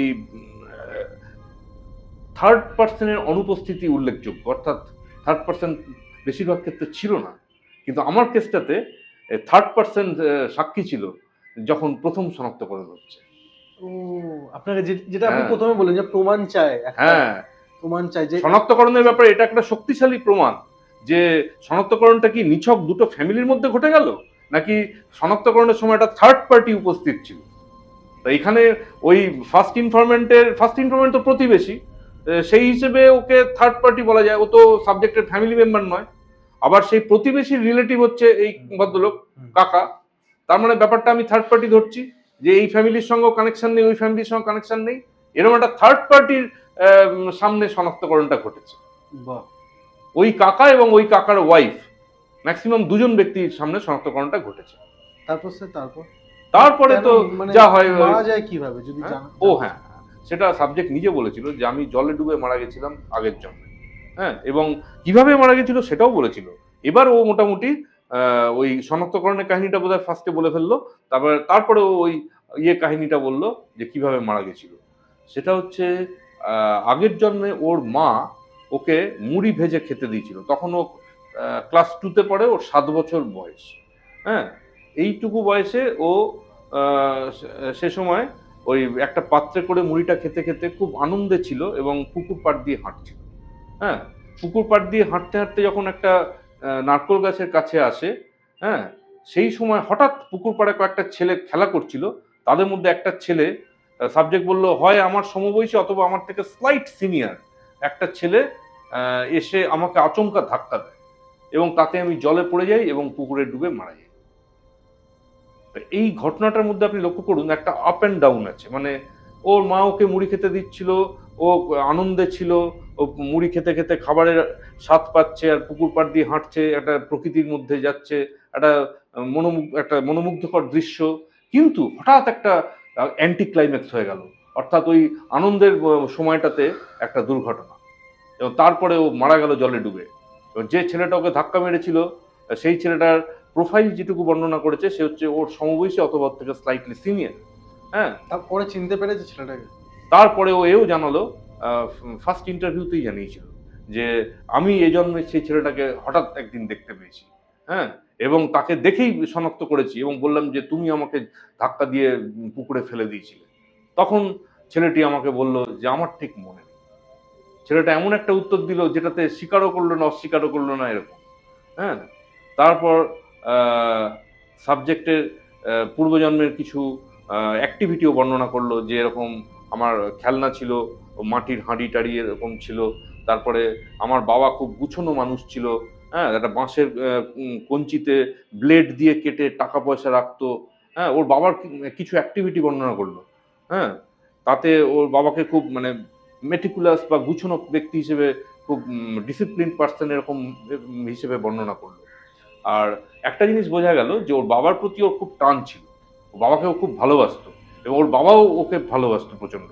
তারপর সাবজেক্ট একটা কথা বললো যে আমি আগের জন্মে আমার বাবা মার প্রথম সন্তান ছিলাম এবং সেই জন্মে আমি যতকাল বেঁচে ছিলাম আমার কোনো সহোদর ছিল না, আমি বাবা মার একমাত্র সন্তান ছিলাম। হ্যাঁ, তা এবং সেই কারণে আমি বাবা মার কাছে খুব প্রিয় ছিলাম, আমার বাবা আমাকে বিশেষভাবে ভালোবাসত। তা সাবজেক্ট দাবি করলো যে আমি প্রথম সন্তান এবং সে জন্মে যতকাল বেঁচে ছিলাম একমাত্র সন্তান এবং আমার বাবা আমাকে খুবই ভালোবাসতো, আমি খুব প্রিয় ছিলাম, এই ধরনের একটা ইমোশনও বর্ণনা করলো। তারপর তো আরও এটা ওটা বর্ণনা করেছে, যেমন আগের জন্মে স্কুলটার ছাদ কিরম ছিল, বাড়িটার ছাদ কিরম ছিল, মানে টুকটাক জিনিস টুকটাক জিনিসও বর্ণনা। ও আরেকটা জিনিস বর্ণনা করেছে সাংঘাতিক ডিটেল, যে মৃত্যুর দিন যখন পুকুর পাড় দিয়ে হাঁটছে, হ্যাঁ, ওই দুর্ঘটনার সময় ওর পোশাক কি ছিল, ও পোশাকটা পর্যন্ত ভিভিডলি বর্ণনা করে বলল যে এরকম একটা হলদে রঙের জামা ছিল, তার মধ্যে লাল চেক চেক দেওয়া প্যাটার্ন ছিল। হ্যাঁ, হলদে জামার মধ্যে লাল চেক চেক দেওয়া ছিল। তা এই যে ডিটেলটাও বর্ণনা করছে, এই মানে ডিটেলগুলোকে আমি মনে আছে ওর এই ওই ডিটেল সাবজেক্ট যেটা আপনি নাম বলছেন বা নামটা তো বলেনি, সাবজেক্ট বলছেন, মানে এতটা ডিটেল ওর এখনো মাথায় রয়েছে? এটাই তো এই কেসটার একটা বিশেষ দিক, যে এই বয়সে আমি যখন ইন্টারভিউ নিচ্ছি তখন তার বয়স 36। 36 বছর? 2023 সালে 36 বছর বয়সী। হ্যাঁ, তা ওই বয়সে ওই একটা সন্তানও আছে। তার সন্তানও আছে। হ্যাঁ, এই অবস্থাতে ফ্যামিলি লাইফ সামলাচ্ছে, তারপরে সম্প্রতিও একটা চাকরিও পেয়েছে। চাকরি বলতে ওই মহিলাদের একটা ইয়ে স্বনির্ভর প্রকল্প টাইপের, এরকম একটা চাকরিও পেয়েছে। তো তার মানে কি, ও বেশ ব্যস্ততার মধ্যে আছে, ফ্যামিলি লাইফ আছে, চাকরি আছে। তো এরকম ব্যস্ততার মধ্যে থেকেও কিন্তু ইমোশনটা থেকে গেছে, পূর্বজন্মের কাহিনী। হ্যাঁ, মানে ব্যাপারটা কিরকম, যেন as if it happened yesterday, মানে ঘটনাটা যেন গতকাল ঘটেছে। মানে আচ্ছা, মনের মধ্যে এমন ভাবে আছে। স্যার উনি এত বড় হয়ে যাওয়ার পরও সেই যে আগের জন্মের যে বাবা মা ছিলেন তাদের সাথে দেখা করেছে? বাবার হ্যাঁ, সাথে দেখা হয়েছে যে অবশ্যই আগের জন্মে বাবাকে তো প্রথমেই শনাক্ত করেছে। তারপরে তো একসময় আগের গ্রামে গেছে। ওর হুম, বাবাই ওকে নিয়ে গেছিল আগের গ্রামে। যেটা ও নিজে দৌড়ে পুরোটা যেতে পারেনি। হ্যাঁ, সেটা আল্টিমেটলি ওর বাবা নিয়ে গেছে। তা নিয়ে যাওয়ার সময় যখন মানে পুরনো বাড়িতেও ঢুকেছে, তখন একের পর এক ব্যক্তিকে শনাক্ত করেছে। মাকে শনাক্ত করেছে, কাকাকে শনাক্ত করেছে, কাকার বউকে শনাক্ত করেছে। অ্যা মানে যে কজনকে হাতের কাছে পেয়েছে কারেক্ট শনাক্ত করেছে। এই আমার কাছে খবর। হ্যাঁ? এবং আনফরচুনেটলি আমি যখন ইনভেস্টিগেশন স্টার্ট করছি ২০২৩ সাল, তখন ওই আগের জন্মের বাবা-মা কেউ বেঁচে নেই। ওই পার্টিকুলার কাকাও বেঁচে নেই। আর কাকার বউ অবশ্য বেঁচে আছে সে সময়। কিন্তু তিনি একটু মানসিক ভারসাম্য হারিয়েছেন। ফলে তিনি ঠিক মনে করতে পারছেন না কিছু। ওকে। হ্যাঁ? ফলে ওই যে আগের জন্মের যে কাকিমা, তাকে আমি সামনাসামনি দেখেছি। কিন্তু তার আর ইন্টারভিউ নেওয়া যায় না। ও, কারণ সে মানসিকভাবে বিধ্বস্ত হয়ে গেছে। হ্যাঁ? তো সেই হিসাবে ওই শনাক্তকরণের ব্যাপারটা যে ব্যক্তিগুলোকে শনাক্ত করেছিল তাদেরকে তো ইমিডিয়েটলি আমি কাউকেই পাইনি। তবে পরে একটা ইন্টারেস্টিং ঘটনা ঘটে। কি? সেটা আমি চোখের উপর দেখলাম। এটাও আমার বর্তমান কেসের একটা প্লাস পয়েন্ট। এটা আরেকটা প্লাস পয়েন্ট। ওই থার্ড পারসন এর সামনে শনাক্তকরণের মতো এটা আরেকটা প্লাস পয়েন্ট যে যে লোকটা ডেড বডিকে জল থেকে তুলেছিল, ডুব সাঁতার কেটে প্রিভিয়াস পার্সোনালিটির বডিটাকে তুলে আনে। তারপরে তো বাঁচানোর চেষ্টা করা হয় এবং আল্টিমেটলি বাঁচানো যায়নি। মানে ব্রড ডেড তোলাই হয়েছে মৃত অবস্থায় সিদ্ধান্ত হয়। তা সেই লোকটা সঙ্গে আমি সাক্ষাৎ করলাম। সেটা তখন ২০২৪ সাল হয়ে গেছে। ২০২৪ সালের ৩রা মার্চ আমি সেই ব্যক্তির ইন্টারভিউ নিলাম। আমার টার্গেট ছিল যে ব্যক্তি বডি তুলেছে জল থেকে তার ইন্টারভিউটা নিতে হবে। হ্যাঁ? কারণ এখানে শুধুমাত্র সাবজেক্টের ইন্টারভিউ নয়, বিভিন্ন ইনফরম্যান্টের ইন্টারভিউ টার্গেট করতাম। পারলে প্রত্যেকের ক্ষেত্রেই এট লিস্ট একটা ফলো আপ ইন্টারভিউ। অর্থাৎ স্টিভেনসন যেমন ওই আ উম আ সেমি তুতুসমুসকে ফলো আপ ইন্টারভিউ নিয়েছিল যখন তুতুসমুস ১৮ বছর বয়স হয়ে গেছে। তখন স্টিভেনসন তো আবার সেমিকে ইন্টারভিউ নিল একই গ্রামে এসে। তো ওরকম ফলো আপ ইন্টারভিউটা কিন্তু প্রত্যেক ইনফরমেন্টের ক্ষেত্রেই টার্গেট করতে হয়। এখন প্রত্যেকের ক্ষেত্রে ব্যাপারটা কঠিন হয়ে যায়। এ সা আ সেই তা আমি ওই ডুব সাঁতার কাটা লোকটার একাধিক ইন্টারভিউ নিয়েছি। তা ফার্স্ট ইন্টারভিউ যখন নিতে যাচ্ছি, আ ও ছিল প্রিভিয়াস পার্সোনালিটির বংশের এক কাকা। হ্যাঁ?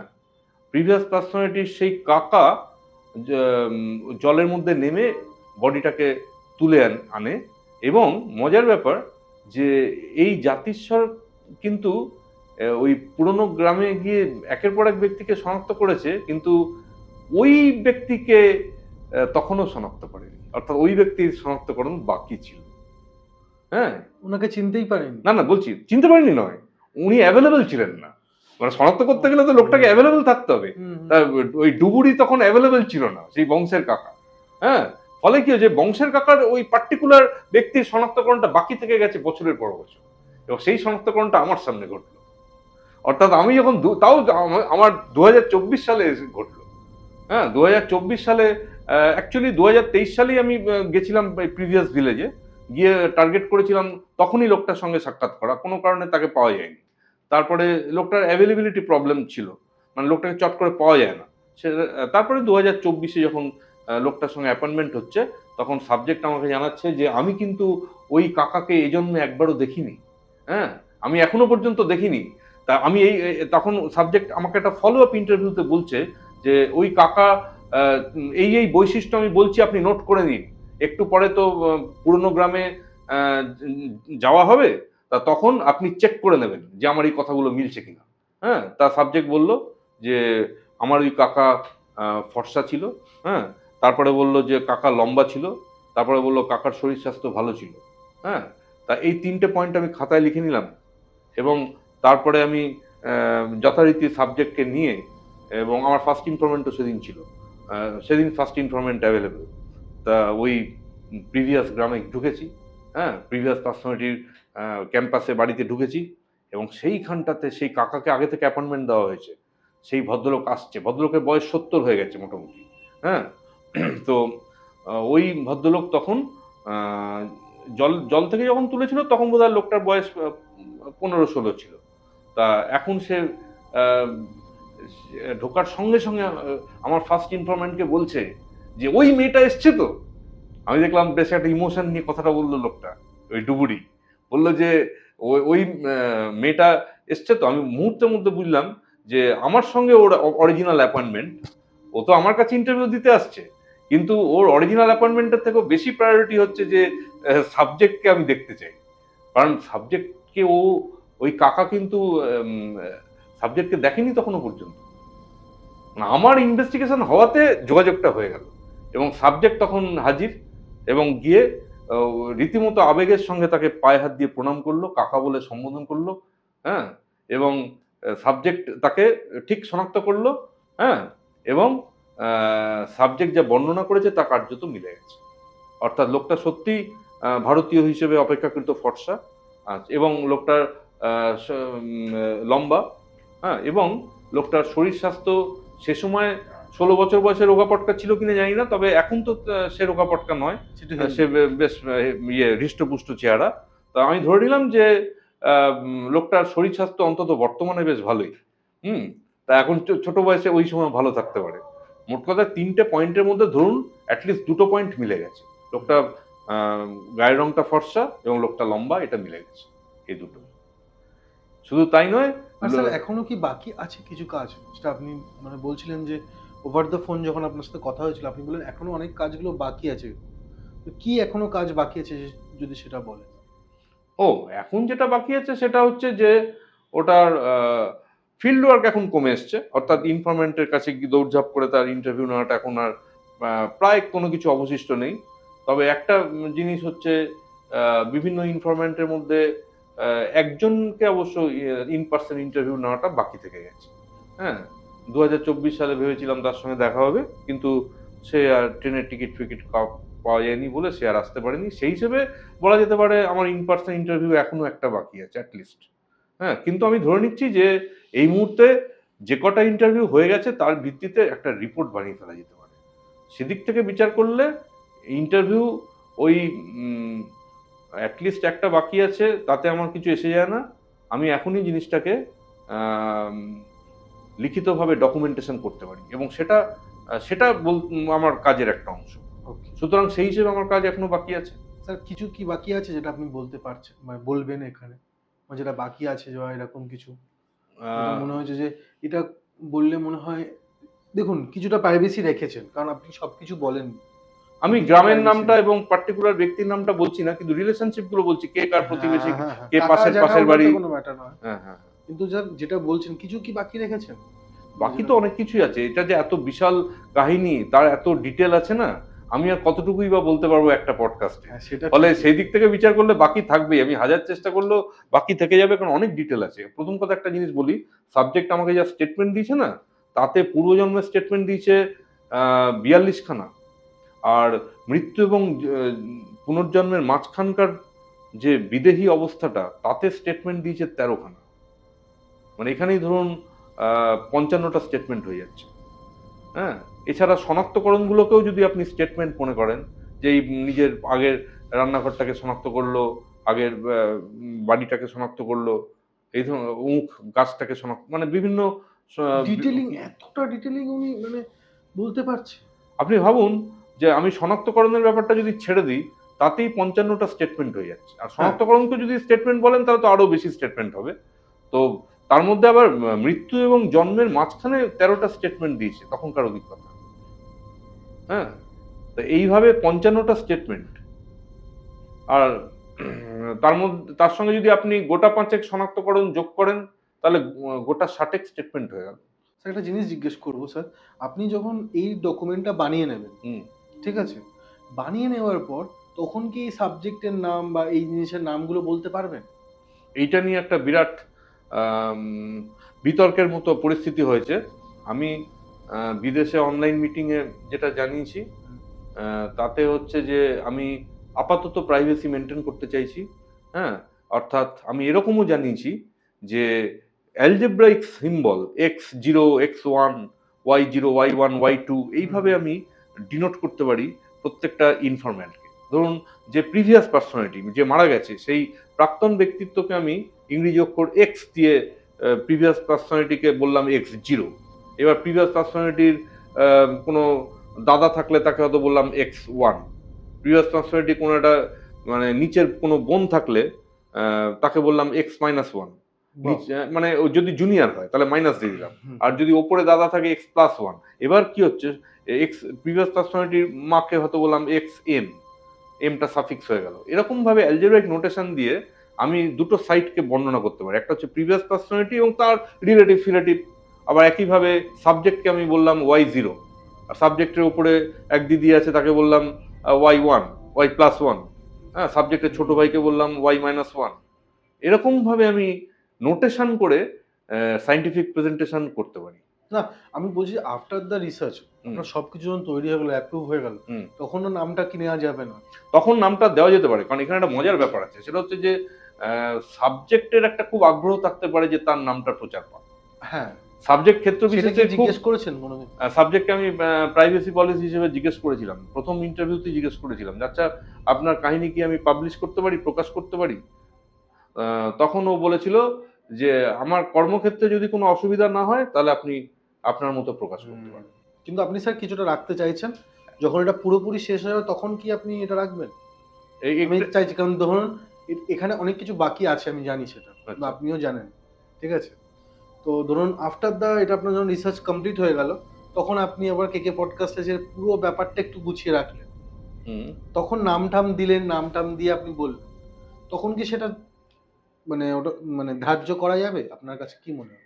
অ্যাকচুয়ালি আমাকে আমাদের দর্শক, কেকে পডকাস্ট যারা দর্শক আছে তারা কিন্তু মানে আগ্রহ হিসেবে ওয়েট করবে আপনার এই রিসার্চটা কমপ্লিট হওয়ার জন্য। সেই জন্য মানে এই পডকাস্টটা শেষ হবে না, টু বি কন্টিনিউড হয়ে যাবে। আচ্ছা আচ্ছা, সেই হিসেবে আপনাকে জিজ্ঞেস করি, এটা কি অ্যালজেব্রাইক নোটেশনের জন্য? না না না না, মানুষের কাছে কি বলতে তো কিউরিয়াস থাকে সব, স্বাভাবিক।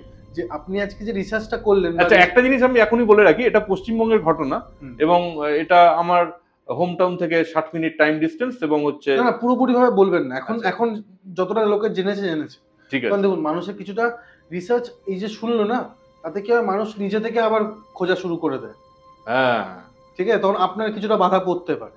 সব জিনিস আপনি অ্যালাউ করছেন না, আমি সেটা সবই বুঝতে পারছি, ঠিক আছে? সবাই এখানে কম্পিটিশনের যুগ, ঠিক আছে?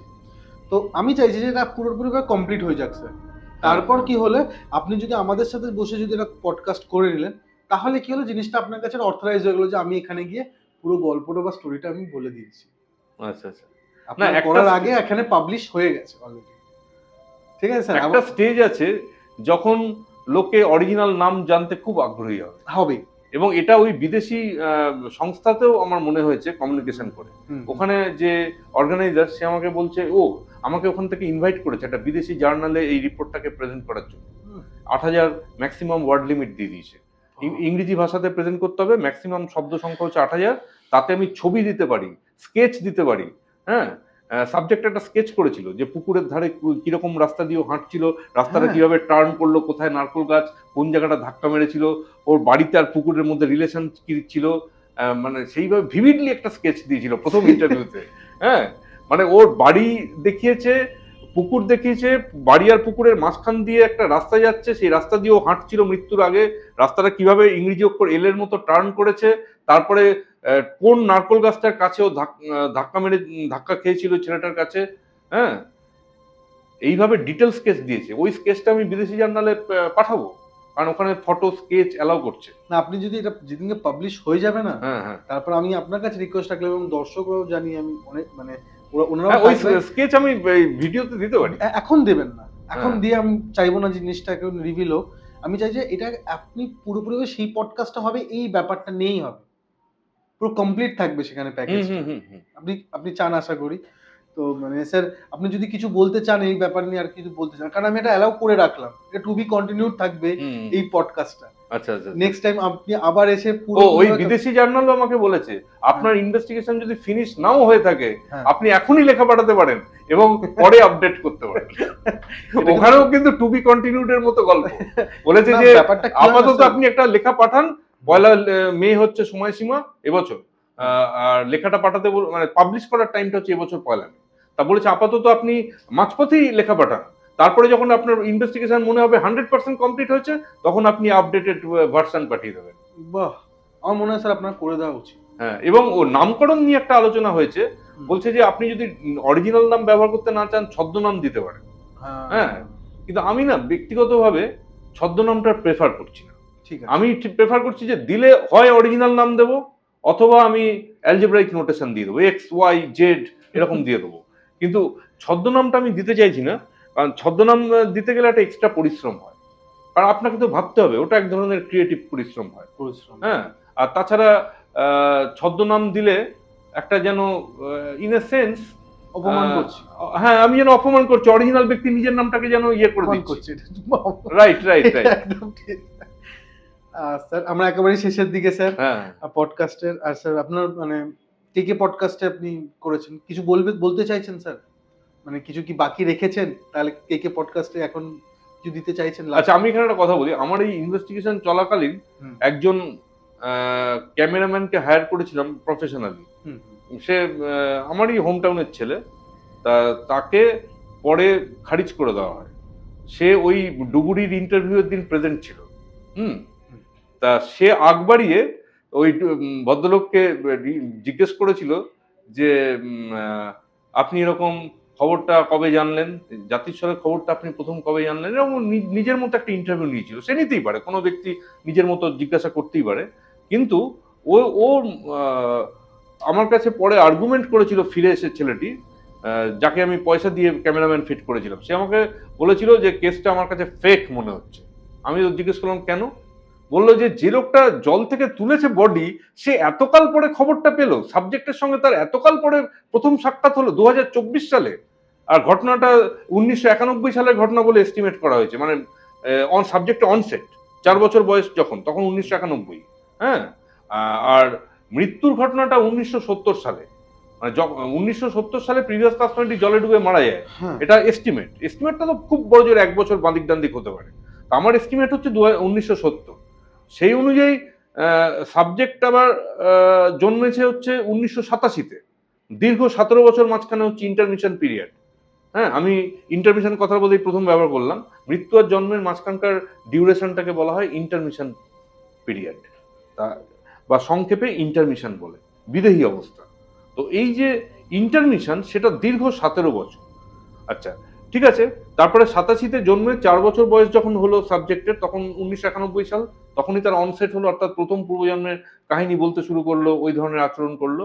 তাহলে তিনটে আমি পয়েন্ট বললাম টাইম লাইনের মধ্যে। একটা পয়েন্ট হচ্ছে 1970 সাল দুর্ঘটনা, 1987-তে সাবজেক্টের জন্ম, 1991-তে অনসেট, তারপরে 2023 সালে আমার ইনভেস্টিগেশন শুরু। 2024 সালে ওই বডি তুলেছিল যে লোকটার সঙ্গে, তার সঙ্গে সাবজেক্টের প্রথম দেখা হলো। এইটা নিয়েও আর্গুমেন্ট করলো যে ও সাবজেক্ট 1991 সালে তার প্রাক্তন বাবাকে শনাক্তকরণ করছে, কাকাকে শনাক্তকরণ করছে, কাকিমাকে শনাক্তকরণ করছে, এত কিছু বলে ফেলছে, অথচ ওই বংশের কাকাকে সে 91 সালে তার সঙ্গে দেখা হলো না। এমনকি এতগুলো বছর মাঝখানে দেখা হলো না, 2024-এ বংশের কাকার সঙ্গে প্রথম দেখা হলো, যে কিনা জল থেকে তুলেছিল। তা এরকম একটা কাউন্টার আর্গুমেন্ট সে করে দিয়েছে। সে বলছে যে এটা গট আপ কেস, এটা সাজানো কেস, কারণ এত কিছু শনাক্তকরণ হলো, আর ওই বংশের কাকার সঙ্গে তার দেখা হচ্ছে 2024 সালে, এটা কি করে সম্ভব? তারপরে আমার ফার্স্ট ইনফরমেন্ট বললো যে ও কিন্তু আপনার মরাল ডাউন করার চেষ্টা করছে, অর্থাৎ আপনি যে ইনভেস্টিগেশন করছেন আপনার উৎসাহ উদ্যমটাকেও কিন্তু ডাউন করার চেষ্টা করছে। ওকে আপনি আর কাজ দেবেন না, ওকে আর ভবিষ্যতে ক্যামেরাম্যান ফিট করবেন না, ওকে খারিজ করবেন। কিন্তু কোনো দিক দিয়ে মনে হয়নি জিনিসটা একটু লজিক হচ্ছে? কোনটা লজিক হচ্ছে? এই যে ব্যাপারটা উনি বললেন, দেখুন আমি ওনার কথাটাকে আমি মানে বাহবা দিচ্ছি না, কিন্তু কোনো দিক দিয়ে আপনার মনে হচ্ছে না জিনিসটা ঠিক লজিকে বলছে উনি কথাটা? আমি তো ওর ওপিনিয়নটাকে রেকর্ডিং করেছিলাম, অডিও রেকর্ডিং করেছিলাম ওর এই ক্রিটিসিজমটাকে, কারণ আমার মনে হলো যে ও আমার জায়গা দিয়ে আপনারও মনে হয়েছে লজিক্যাল? ও আমাকে মরাল ডাউন করার উদ্দেশ্য যদি থেকেও থাকে, যে না আমি ডিসকারেজ করব ইনভেস্টিগেটরকে, কিন্তু ও যে কথাটা বলছে সেই কথাটাকে কিন্তু অ্যানালিসিস করার দরকার আছে। ফলে ওর ওই কথাটাকে আমি অডিও রেকর্ডিং করে ফেলেছি, এবং অডিও রেকর্ডিংটা আমি রেখে দিয়েছি, স্টোর করেছি। ও যে আর্গুমেন্টটা করেছে যে ওই ভদ্রলোক বংশের কাকা কেন এত দেরি করে তার সঙ্গে কানেকশনটা হলো, হ্যাঁ, সেইটাকে সলভ করার জন্য, আপনি যেটা বললেন কারেক্ট, ওর কথার মধ্যে কিন্তু একটা লজিক আছে, সেই লজিকটাকে আবার সাইন্টিফিক্যালি টেস্ট করার জন্য আমি ওই ডুবুরির ফলো আপ ইন্টারভিউ নিয়েছিলাম এবছর, গত অগাস্টে। হ্যাঁ, গত বছর মার্চে তো ফার্স্ট টাইম ইন্টারভিউ হলো, তারপরে অগাস্ট মাসে তার বাড়ির মধ্যে গিয়ে ফার্স্ট ইনফরমেন্টকে সঙ্গে রেখে ভিডিও রেকর্ডিং করে আমি সেই ডুবুরির সেকেন্ড ইন্টারভিউ নিলাম। সেকেন্ড ইন্টারভিউতে আমি একরকম অ্যান্সার পেয়ে গেছি যে কেন এতকাল পরে সাবজেক্টের সঙ্গে তার যোগাযোগটা হলো। ইনফ্যাক্ট সে সাবজেক্টের জাতিস্বর হিসেবে আত্মপ্রকাশের খবরটাই পেয়েছে নাকি 2015 সাল কি 16 সাল, যেখানে 91 সালে 1991-তে অনসেটের খবরটা ওর কাছে এসছে 2015-16 সালে, আর সাবজেক্টের সঙ্গে দেখা হয়েছে 2024 সালে। এই যে ধাঁধাটা, অ্যানোমালি, আপাত দৃষ্টিতে এই যে অ্যানোমালিটা, এটার একটা সুন্দর উত্তর পাওয়া গেছে। সেই উত্তরটা হচ্ছে যে দুটো গ্রামের মধ্যে একটা বিশাল মাঠ ছিল তো, কিন্তু সেই মাঠটা কার্যত মানে যাতায়াতের রুট ছিল না। হ্যাঁ, আর যাতায়াতটা যে রাস্তা দিয়ে হতো সেটা একটা ইংরেজি অক্ষর ইউ এর মতো একটা রাস্তা, সেই রাস্তা দিয়ে আলটিমেটলি দুটো গ্রামের মধ্যে কানেকশন হতো। এই বিগত বছরগুলোতে 1991 সাল থেকে ধরুন 2015 সাল, এই সময়টার মধ্যে হ্যাঁ কমিউনিকেশন ওই দুটো গ্রামের মধ্যে খুবই দুর্বল কমিউনিকেশন ছিল। হ্যাঁ, এবং বর্ষাকালে অবশ্যই মাঠটাতে এমন জল জমে যেত, নৌকো চলতো, এবং সে নৌকোয় করে তখন দুটো গ্রামের মধ্যে একটা কানেকশন হতো। তো এইরকম ক্রিটিক্যাল কানেকশনের ব্যাপার ছিল এক নম্বর। দু নম্বর হচ্ছে ওই যে লোকটা ডুব সাঁতার কেটে কাটা ওই ভদ্রলোক বংশের কাকা, তার আবার প্রফেশনটা ছিল হাইফেনেটেড প্রফেশন, মানে দু নৌকোয় পা দিয়ে চলা পেশাদারি জীবন। মানে ও একদিকে কনস্ট্রাকশন ইন্ডাস্ট্রিতে কাজ করতো, হ্যাঁ, মিস্ত্রি হিসেবে, আরেকদিকে চাষবাসের কাজও করতো, এবং দুটো প্রফেশনে ও তাল রেখে জীবন কাটাতো বলে ও মাঝে মাঝে নিজের গ্রামের চাষবাসে মগ্ন থাকতো। হ্যাঁ, আর মাঝে মাঝে ডাক আসতো, ও পশ্চিমবঙ্গের বিভিন্ন জায়গায় চলে যেত কনস্ট্রাকশনের কাজ করার জন্য। এর ফলে ওর জীবনটা ছিল খুব বাউন্ডুলে জীবন। ও মাঝে মাঝেই এদিক ওদিক চলে যেত, ভ্রমণে চলে যেত। তা যেহেতু লোকটা এমনিতে চাষি, কিন্তু সে চাষি কাম কনস্ট্রাকশন ওয়ার্কার, ফলে সে এত বেশি ভ্রমণ করত যে তার সঙ্গে সাবজেক্টের কানেকশন হওয়াটা কার্যত মানে কঠিন হয়ে গেছিল। হ্যাঁ, এখন এখানে একটা ব্যাপার আছে, পৃথিবীতে সবকিছু 100-তে 100 হয় না। অর্থাৎ যখন একটা সাবজেক্ট তার প্রিভিয়াস ভিলেজে গিয়ে বিভিন্ন ব্যক্তিকে যখন আইডেন্টিফাই করছে, প্রিভিয়াস ফ্যামিলি বলুন, তা সেই জায়গাটাতে যে মানে 100% লোকই যে অ্যাভেলেবল থাকবে তার কোনো মানে নেই। এমনকি সাবজেক্টের জাতিস্বর হিসেবে খবরটাও যে প্রিভিয়াস ভিলেজে 100% লোকের কাছে পৌঁছবে তারও কোনো মানে নেই। মানে পৃথিবীটা বহু ক্ষেত্রে স্ট্যাটিস্টিক্যাল, ডিটারমিনিস্টিক নয়, মানে 100-তে 100 নয়, ব্যাপারটা পার্সেন্টেজে হয়। মানে ধরুন প্রিভিয়াস পার্সোনালিটির সাইডে মোট 10 জন ব্যক্তি আছে যাদেরকে শনাক্ত করার মতো, সাবজেক্ট 10 জনকেই শনাক্ত করার ক্ষমতা রাখে, কিন্তু ইন প্র্যাকটিস, বাস্তবে ব্যাপারটা স্ট্যাটিস্টিক্যাল হয়ে যায়, অর্থাৎ 10 জনকে পাওয়া যায় না। 10 জনের মধ্যে হয়তো 9 জনকে পাওয়া যাচ্ছে, সাবজেক্ট 9 জনকে শনাক্ত করে ফেলেছে, কিন্তু একটা লোক ছিটকে গেছে দল ছুটের মতো, সে ওই ব্যতিক্রম। তার মানে কি হচ্ছে, ওই বংশের কাকা একটা ব্যতিক্রমের পর্যায়ে পড়ে। সে একদিকে দুটো গ্রামের মধ্যে কমিউনিকেশন টাফ ছিল, আরেকদিকে হচ্ছে ওর বাউন্ডুলে প্রফেশন হওয়াতে ও একবার চাষ করছে, একবার কনস্ট্রাকশনের কাজ করছে। এর ফলে ও বিভিন্ন জায়গায় যেত, মাঝখানে ইরাকেও গেছিল কাজ করার জন্য। হ্যাঁ, বললো আমি 1981 সাল থেকে এত সাল পর্যন্ত ইরাকে ছিলাম, খাতায় নোট করা যায়। হ্যাঁ, ঠিক মনে পড়ছে না বোধহয়। তো সেই সময় ও একদম ইন্ডিয়ারও বাইরে চলে গেছিল, আর এমনিতেও ওই ওয়েস্ট বেঙ্গলের বিভিন্ন জায়গায় যেত। এই কারণে ও একটা দলছুটের লোক, মানে দলছুটের উদাহরণ হয়ে গেছে। সুতরাং বেশিরভাগ আপনি দেখবেন যে পৃথিবীতে খুব ডিটেইলে রিসার্চ বহু করেছেন, জিনিস মানে পার্সেন্টেজে হয়। আপনি প্রচন্ড ডিটেইলে রিসার্চ করেছেন, মানে এত ডিটেইলে, মানে আমি জানি না আমি কাউকে, মানে আমাদের পডকাস্ট দুনিয়াতে মানে মানে আমি সত্যি বলছি, আমি খুব মানে খুব আনন্দিত হব না কি হব আমি জানি না, কিন্তু বিশ্বাস করুন স্যার, মানে এইভাবে যে আপনি ডিটেলটাকে ধরে রেখেছেন খুব অ্যাপ্রিসিয়েবল। আমি জানি না কে কি বলবে, কে কি করবে, তাই না, কিন্তু বিশ্বাস করুন আমি আমার মন থেকে বলছি আপনি খুব ভালো কাজ করছেন। মানে এরকম, সাইন্টিফিক রিসার্চ এইভাবেই হওয়া উচিত। হ্যাঁ, মানে এত সুন্দর লাগলো যে ক্রিটিসাইজটাকে নেননি আপনি, ক্রিটিসাইজ সেটাকে আপনি আপনার পাওয়ার হিসাবে সত্যিকার একটা দিক থেকে আমি ভাবলাম যে হ্যাঁ এটা তো ঠিক। আমি প্রথমে যখন শুনলাম তখন ভাবলাম যে হ্যাঁ, তখন মাথায় আসেনি এই ব্যাপারটা, কিন্তু তার সে ক্যামেরাম্যানের মাথায় এসছে।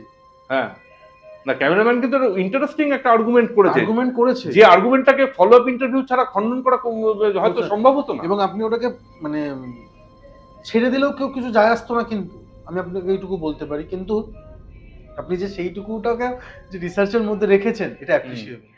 আমি জানি না আমাদের দর্শক দেখবে কি দেখবে না, আমার ভাই ক্যামেরার পেছনে ভাই, জানি না কতটা ও ভালো লাগছে এই জিনিসটা, সত্যি অ্যাপ্রিসিয়েবল। মানে আমার খুব ভালো লাগলো যে আপনি এতটা ডিটেলে কাজ করেছেন Nirupam sir. Thank you for this praise. মানে সত্যি আমার গায়ে কাটা দিয়ে দিল যে সত্যিকার এরকম সুন্দর আমি আজকে আমি কেকে পডকাস্টে সবাই কৃতজ্ঞ যারা দর্শক। আরেকটা কথাই ফাঁকে বলে রাখি, হ্যাঁ বলুন বলুন, যে ঠিক কিছু যেমন বাদ দেবেন না আজকে। ঠিক যেমন শনাক্তকরণের ক্ষেত্রে ব্যাপারটা স্ট্যাটিস্টিক্যাল হয়ে যায়, ডিটারমিনিস্টিক নাও হতে পারে, অর্থাৎ জিনিসটা পার্সেন্টেজে হয়, 100-তে 100 নাও হতে পারে। হ্যাঁ, একইভাবে জাতিস্বরের যে স্টেটমেন্ট গুলো থাকে, ধরুন একটা জাতিস্বর 60খানা স্টেটমেন্ট দিয়েছে, হ্যাঁ, সেগুলো যে 60খানাই সত্যি হবে তার কোনো মানে নেই, বা 60খানাই যে সে মিলে যাবে তার কোনো মানে নেই। জাতিস্বরের স্টেটমেন্টেরও গল্পটা হচ্ছে পার্সেন্টেজে সাধারণত। হ্যাঁ, খুব কম জাতিস্বর আছে যারা কিনা 100-এ 100 করতে পারে, কিন্তু জাতিস্বর কেসটাতেও কিন্তু এই স্ট্যাটিস্টিক্যালের প্রবণতা থাকে। আপনি খুব লাকি তো যে এরকম একটা পার্সন পেয়ে গেছে যার মনে আছে 34 বছর বয়স, 4 বছর বয়সে অনসেট, তখন হচ্ছে 36, এখন 36 বছর বয়সে, মানে আপনি এটা মানে খুব এখন তো তার 37 বছর বয়স। 37 বছর। হ্যাঁ, এই তো দিন কয়েক আগেও ফোনে কথা হয়েছে, হ্যাঁ, তাতে আরো ভালো আছেন এখন, ভালো আছেন। তবে কেসটার মধ্যে রহস্য দেখা দিয়েছে, তো সেই রহস্যটার জন্য এখন একটুখানি মানে রহস্য বলতে আর কি ওই আহ, সব ইনফরমেন্টকে পাওয়া মুশকিল হয়। হ্যাঁ, যাই হোক, তা আশা করি ভালোই আছে। তো সেই জিনিসটা বলছিলাম যে জাতিস্বরের যে স্টেটমেন্টগুলো, তাতেও দেখবেন একটা পার্সেন্টেজ থাকে। সাধারণত দেখবেন জাতিস্বরের কথার হয়তো একটা 80% মিলে গেল, বা 85% মিলে গেল, হ্যাঁ, বা 90% মিলে গেল, কিন্তু পুরোটা মিলল না। হ্যাঁ, কিন্তু মজার ব্যাপার যে সমাজে এরকম একটা ধারণা প্রচলিত আছে যে জাতিস্বর মানেই তার সমস্ত কথা মিলে যাবে। এটা কিন্তু মানে লেম্যানের ধারণা। এরকম ধারণা আমার মনে হয় বহু লোকের মধ্যে এই ধারণা একটা আছে। জিনিস আপনাকে আমি জানতে চাইবো, আপনি জাতিস্বর ফিল্মটা দেখেছেন প্রসেনজিৎ?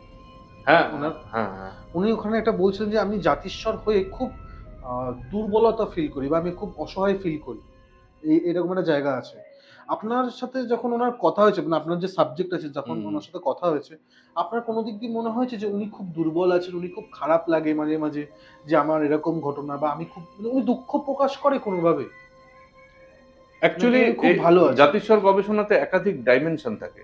এটা নিছকই জন্মান্তরকে এস্টাবলিশ করাটা টার্গেট নয়, আরো টার্গেট আছে। হ্যাঁ, জাতিস্বর রিসার্চে জন্মান্তরের পাশাপাশি একটা উদ্দেশ্য থাকে মানুষের মন কিভাবে কাজ করে সেটা লক্ষ্য করা। আরেকটা উদ্দেশ্য থাকে জাতিস্বরের জীবনটা কিভাবে প্রবাহিত হচ্ছে, বর্তমান জীবনটা, সেটাকে অবজার্ভ করা, যে জাতিস্বরের বর্তমান জীবনটা কি আগের জীবনের থেকে বেটার হচ্ছে নাকি বেটার হচ্ছে না। হ্যাঁ, তারপরে আরেকটা ডাইমেনশন থাকে যে ওই যে প্যাটার্ন গুলো পাওয়া যাচ্ছে কেসের মধ্যে, সেই প্যাটার্ন গুলো থেকে আহ, কোনো পরবর্তীকালে কোনো জাতিস্বর ইনভেস্টিগেশনের ক্ষেত্রে আবার ওই সিমিলার প্যাটার্নকে কাজে লাগানো যায় কিনা, এরকম বিভিন্ন ডাইমেনশন থাকে। জাতিস্বর গবেষণাটা শুধুমাত্র জন্মান্তর এস্টাবলিশ করার জন্য নয়, হিউম্যান মাইন্ড সম্পর্কেও দারুণ তথ্য পাওয়া যায়, যে কেন এই জিনিসটা জাতিস্বর মনে করতে পারছে না অথচ ওই জিনিসটা মনে করতে হচ্ছে, কেন সে স্ট্যাটিস্টিক্যাল, কেন সে 100-তে 100 তার মিলছে না।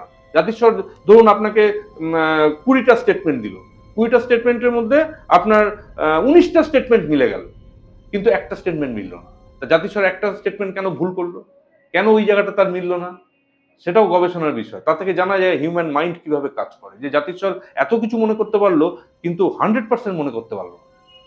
আমার এই কেসটা তো আমি আপনাকে বলি, আমার জাতিস্বরের পারফরমেন্সটা সম্পর্কে বহুকাল ধরে ধারণা ছিল ও যা বলেছে সব মিলে গেছে। ও নিজের দিদি আমাকে রীতিমতো ড্রাম পিটিয়ে বলছিল, মানে খুব মানে প্রচার করে বলছিল যে আমার বোন যা বলেছে না সব মিলে গেছে সব।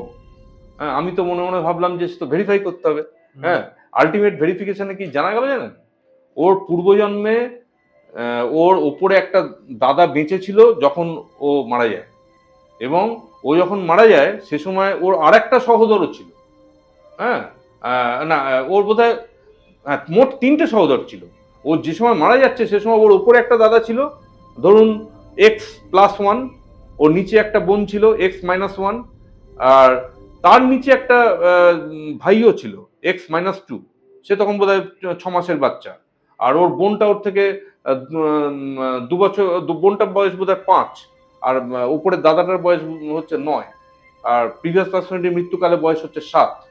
তা 7-এর উপরে 9 বছর বয়সী সিবলিং, তলায় 5 বছর বয়সী সিবলিং, তার তলায় একটা 6 মাস মতো বয়সের সিবলিং, 3খানা সহোদর ছিল। তাহলে ওর তো ওই দুটো স্টেটমেন্ট মিললো না। প্রথম স্টেটমেন্ট ছিল আমি বাবা মার প্রথম সন্তান, হ্যাঁ, তা সেখানে ও তো বাবা মার প্রথম সন্তান হলো না। ওর উপরে তো একটা দাদার সন্ধান পাওয়া গেল, ওই ডুবুরি খবরটা দিল। ফার্স্ট ইনফরমেন্টও জানতো না। ফার্স্ট ইনফরমেন্ট ডুবুরির কাছ থেকে শুনলো যে ও না না না, ওর তো বাবা মার প্রথম সন্তান ছিল না, ওর উপরে একটা দাদা ছিল, সেই দাদা এখনো বেঁচে আছে, ওর উপরে একটা দাদা এখনো বেঁচে আছে। তাহলে একটা স্টেটমেন্ট মানে ইয়ে হলো, ক্যান্সেল হয়ে গেল। আরেকটা স্টেটমেন্ট হচ্ছে আমার কোনো সহোদর ছিল না, সহোদরও তো হয়ে গেল, পাওয়া গেল। তার মানে আপনি দেখুন, আমার জাতিস্বর যতই গোটা 60 স্টেটমেন্ট দিয়ে থাকুক, হ্যাঁ, তার মধ্যে কিন্তু এই দুটো স্টেটমেন্ট আমি অলরেডি বলে দিলাম যে দুটো স্টেটমেন্ট মেলেনি। তার মানে আমার জাতিস্বরও কিন্তু 100-তে 100 হতে পারেনি না, সেও স্ট্যাটিস্টিক্যাল। আমি এক্সাক্ট পার্সেন্টেজটা বলতে পারছি না, কত পার্সেন্ট ওর মিলেছে সেটা ইভালুয়েট করতে হবে, ওই কাজটা বাকি আছে। তবে আমার ধারণা একটা হাই পার্সেন্টেজ ও মিলিয়ে দিয়েছে। ও হয়তো ও 85% কি 90% ও মিলিয়ে দিয়েছে। হ্যাঁ, তাও অনেক। হ্যাঁ, ও কিন্তু বিশাল পার্সেন্টেজ মিলিয়ে দিয়েছে, কিন্তু 100-তে 100 হতে পারেনি। এবারে আপনি ভাবুন কেন ও ওই দুটো জিনিস ভুল করলো। ওর বাবা মার প্রথম সন্তান ছিল এরকম একটা ফলস স্টেটমেন্ট কেন দিল, আর আমার কোনো সহোদর ছিল না ওই জন্মে, সেই ফলস স্টেটমেন্টটাই বা কেন দিল? তাহলে দেখুন, এই হতে পারে যে এটা এটা ভুল হতে পারে। না, ও ইচ্ছা করে মিথ্যে কথা বলেনি, না, না, অ্যাকচুয়ালি ও মিথ্যে কথা ওটাকে বলছে। সত্যি ভেবে বলছে, কিন্তু অফিসিয়ালি এটা ফলস স্টেটমেন্ট, অফিসিয়ালি এটা মিথ্যা কথা, কিন্তু ওর ইন্টেনশনটা মিথ্যে বলা নয়, ও ওটাকে সত্যি ভেবে বলেছে। ওকে। ও ভেবেছে সত্যিই বোধহয় আমি আমার বাবা মার প্রথম সন্তান ছিলাম, সত্যি আমার সে ওই জন্মে কোনো সহোদর ছিল না, কিন্তু ও বললো ভুল কথা বললো। তা কেন ও ভুলটা করলো? এটা গবেষণার বিষয়, এটা তো হিউম্যান মাইন্ড সম্পর্কে আপনি গবেষণার ডিরেকশন পাচ্ছেন, যে মানুষের মেমোরি কোথায় চেপে যায়, কোথায় প্রকাশিত হয়। আমি এটাও অ্যানালিসিসে দিতে চাইছি যে ও এত কিছু ঠিক বললো অথচ ব্যাপারটা এই জায়গাতে কেন ভুল করলো। মানে শক্তিশালী জাতিস্বর কেসেও কিন্তু ব্যাপারটা 100-এ 100 নাও হতে পারে। Thank you sir, thank you. এই জিনিসটা বহু লোক জানে না, আমার ধারণা বহু লোকের মধ্যে বিশ্বাস আছে যে জাতিস্বর মানেই হচ্ছে সে যা বলবে সব মিলে যাবে। ওর দিদি তো ভুলটা করেছে, ওর দিদি আমাকে বললো আমার বোন যা বলেছে সব মিলে গেছে, এমনকি ফার্স্ট ইনফরমেন্টও প্রথম দিন আমাকে তাই বলেছিল, ও যা যা বলেছে সব মিলে গেছে। তারা তো আপনার মতো রিসার্চ করেনি, যায়নি, জিজ্ঞেস করেনি। অ্যাকচুয়ালি প্র্যাকটিক্যাল করতে হয়। ওরা একটা মনের মানে হঠাৎ মনে হয়েছে যে আসলে কি আবেগ কাজ করে, তো ওর দিদি ওর বোনের মধ্যে অসাধারণ একটা ঘটনা দেখতে পেয়েছে, তো ওই আবেগেই ও একেবারে সিদ্ধান্তে পৌঁছে গেছে যে আমার বোন যা বলেছে সব ঠিক। এবং প্রতিবেশী ছেলেটাও সিদ্ধান্তে পৌঁছেছে ওই আমার ওই পাশের বাড়ি যা বলেছে সব, পাশের বাড়ির বাচ্চাটা যা বলেছে, মেয়েটা প্রত্যেকটা কথাই ঠিক বলেছে। তো স্যার আমরা একেবারে শেষের দিকে আছি। থ্যাংক ইউ সো মাচ, মানে এত সুন্দর একটা ভাস্ট ব্যাপারটা, আর এবং কেকে পডকাস্টে যারা দর্শক আছে তারা মানে বসে থাকবে আপনার এই মানে এই যে রিসার্চটা শেষ হলে আপনি আবার আশা করি আসবেন। এখানে টু বি কন্টিনিউড, কিন্তু শেষ হয়নি স্যার, এখনো রিসার্চ বাকি আছে। স্যার যদি ধরুন কেউ যোগাযোগ করতে চাইছে বা তার জানাশোনা কেউ জাতিস্বর বা পুনর্জন্মে তারা বলছে যে হতে পারে, তো কিভাবে যোগাযোগ করবে? আপনার ওয়েবসাইট বা সবকিছু একটু ডিটেইলে যদি বলে দেন। হ্যাঁ, আমাকে যোগাযোগ করার জন্য একটা ইমেল ঠিকানা দিয়ে দিচ্ছি, এটার সঙ্গে আমার একটা ওয়েবসাইট কানেক্টেড আছে, এবং এই ওয়েবসাইটটা স্পেসিফিক্যালি এই জাতিস্বর টপিকের উপরে এবং ইন জেনারেল রিইনকার্নেশন টপিকের উপরে। এই ওয়েবসাইটের মধ্যে আমার বানানো সেই ইংরেজি শব্দটা বসিয়েছি এবং .com ডোমেনে আছে, memocariat.com। স্যার আমি সবকিছু লিংক দিয়ে দেবো ডেসক্রিপশনে, আপনারা ডেসক্রিপশনে দেখে নিতে পারবেন নিরুপম স্যার। আর আমার ইমেল ঠিকানাটা হচ্ছে আমার প্রথম নাম নিরুপম @memocariat.com। ওকে, সবই স্যার ডেসক্রিপশনে আছে, তাও স্যার বলে রাখলেন। এবং আপনারা গিয়ে ওখানে চেক আউট করতে পারেন। ডিসক্রিপশন মানে আপনার ডেসক্রিপশনে যে লিঙ্কটা দেওয়া থাকবে স্যার, সেটাতে ডাইরেক্ট ক্লিক করলে আপনার মেলটাও তো খুলে যাবে, আর আপনার যে ওয়েবসাইটটাও খুলে যাবে। তো অ্যাকচুয়ালি ওয়েবসাইটের মধ্যেও ইমেল ঠিকানা এক জায়গায় আলাদা করে দেওয়া আছে। ওটা দিয়ে দিলেই হ্যাঁ। তাহলে সবকিছু পেয়ে যাবে। ওয়েবসাইটের ঠিকানাটা দিলে ইমেল ঠিকানাটা ইনডাইরেক্টলি দেওয়া হয়ে যাচ্ছে, তবুও ইমেল ঠিকানাটা আমরা আলাদা আলাদা করে করে দিয়ে দেবো, সেটা নিয়ে কোনো অসুবিধা নেই। আর স্যার আপনার এই কেকে পডকাস্ট, এটা ফিডব্যাক আমরা চাই। কেকে পডকাস্ট এসে কেমন লাগলো? কেকে পডকাস্টের অ্যারেঞ্জমেন্ট আমার কাছে খুব আধুনিক মনে হয়েছে, এবং একাধিক ক্যামেরা, একাধিক দৃষ্টিকোণ, এবং দরকার পড়লে বিরতি দেওয়ার ব্যবস্থা, অপশন, মাঝখানে একটুখানি প্রিপারেশনও নেওয়া যায়। হ্যাঁ, আর এটা ঠিক যে কঠিন টপিকের ওপরে বক্তব্য পেশ করতে গেলে মানুষের বিভিন্ন রকম সমস্যা আসতে পারে। একদম। হঠাৎ সে ক্লান্ত হয়ে পড়তে পারে, হঠাৎ কোনো কথা আটকে যেতে পারে, বা কোনো একটা জিনিস একটু চিন্তা করতে হতে পারে। ব্যাপারটা সবসময় যে স্মুথ হয় তা নয়। বিশেষ করে টপিকটা যেখানে অভিনব, বা টপিকটা খুব গভীর, খুব সেনসিটিভ মানে সেনসিটিভ। হ্যাঁ, কারণ কিছু একটু এদিক ওদিক হলেই দর্শকরা অন্যভাবে নিয়ে নেয়। হ্যাঁ। সেই সব ভেবে চিন্তে একটু বলার জন্য একটুখানি অসুবিধা আপনাদের যদি মনে হয়ে থাকে স্যার, সেটাই বলতে চাই। তার সঙ্গে আবার আমার কেসটাতে প্রাইভেসির ব্যাপার আছে, অ্যাটলিস্ট বর্তমানে আছে। বর্তমানে পুরো ইনভেস্টিগেশন শেষ হয়ে যাওয়ার পরে হয়তো আমি প্রাইভেসি তুলে দিতে পারি এবং তখন অরিজিনাল নাম বসিয়ে দিতে পারি। একদম। হ্যাঁ, কিন্তু আমরা এই কিন্তু সেটাই চাই যেন আমাদের পডকাস্টে এসে আপনি বলেন, এটা অনুরোধ থাকলো কিন্তু। এবং আমার যে সাবজেক্ট, সেও আমার ধারণা তার অরিজিনাল নামটা প্রকাশিত হোক, এটাই চায়। ও এবং সাবজেক্টের ছোট ভাই সেও চায় যে তার দিদির কেসটা নিয়ে একটা মানে পাবলিসিটি হোক, এবং পাবলিসিটি বলতে একটা ডকুমেন্টারি হোক। বাহ, তার মানে সে অরিজিনাল নাম ফাম দিতে চাইছে, একদমই ধরে নিলাম। একদম, একদম। হ্যাঁ, আর ছদ্মনাম দেওয়াটাকে আমি প্রেফার করি না। সুতরাং ওর নির্দেশ যদি মানতে হয় হুম, হুম। ডকুমেন্টারি, তাহলে আমি ওই অরিজিনাল নামটা টার্গেট করতে পারি। বাহ, কিন্তু এই মুহূর্তে প্রাইভেসিটার দরকার আছে, আর ইনভেস্টিগেশনটা এখনো officially in a sense incomplete. এই অবস্থাতে একটু প্রাইভেসি মেনটেন করলাম। হ্যাঁ, থ্যাংক ইউ স্যার। কিছু বলার নেই স্যারকে। আমি আপনাদের হোস্ট কৌশিক সেন, আজকে আমাদের one and only guest Nirupam Banerjee sir, আর ক্যামেরার পেছনে as usual Kingshuk sir. Thank you sir. Thank you.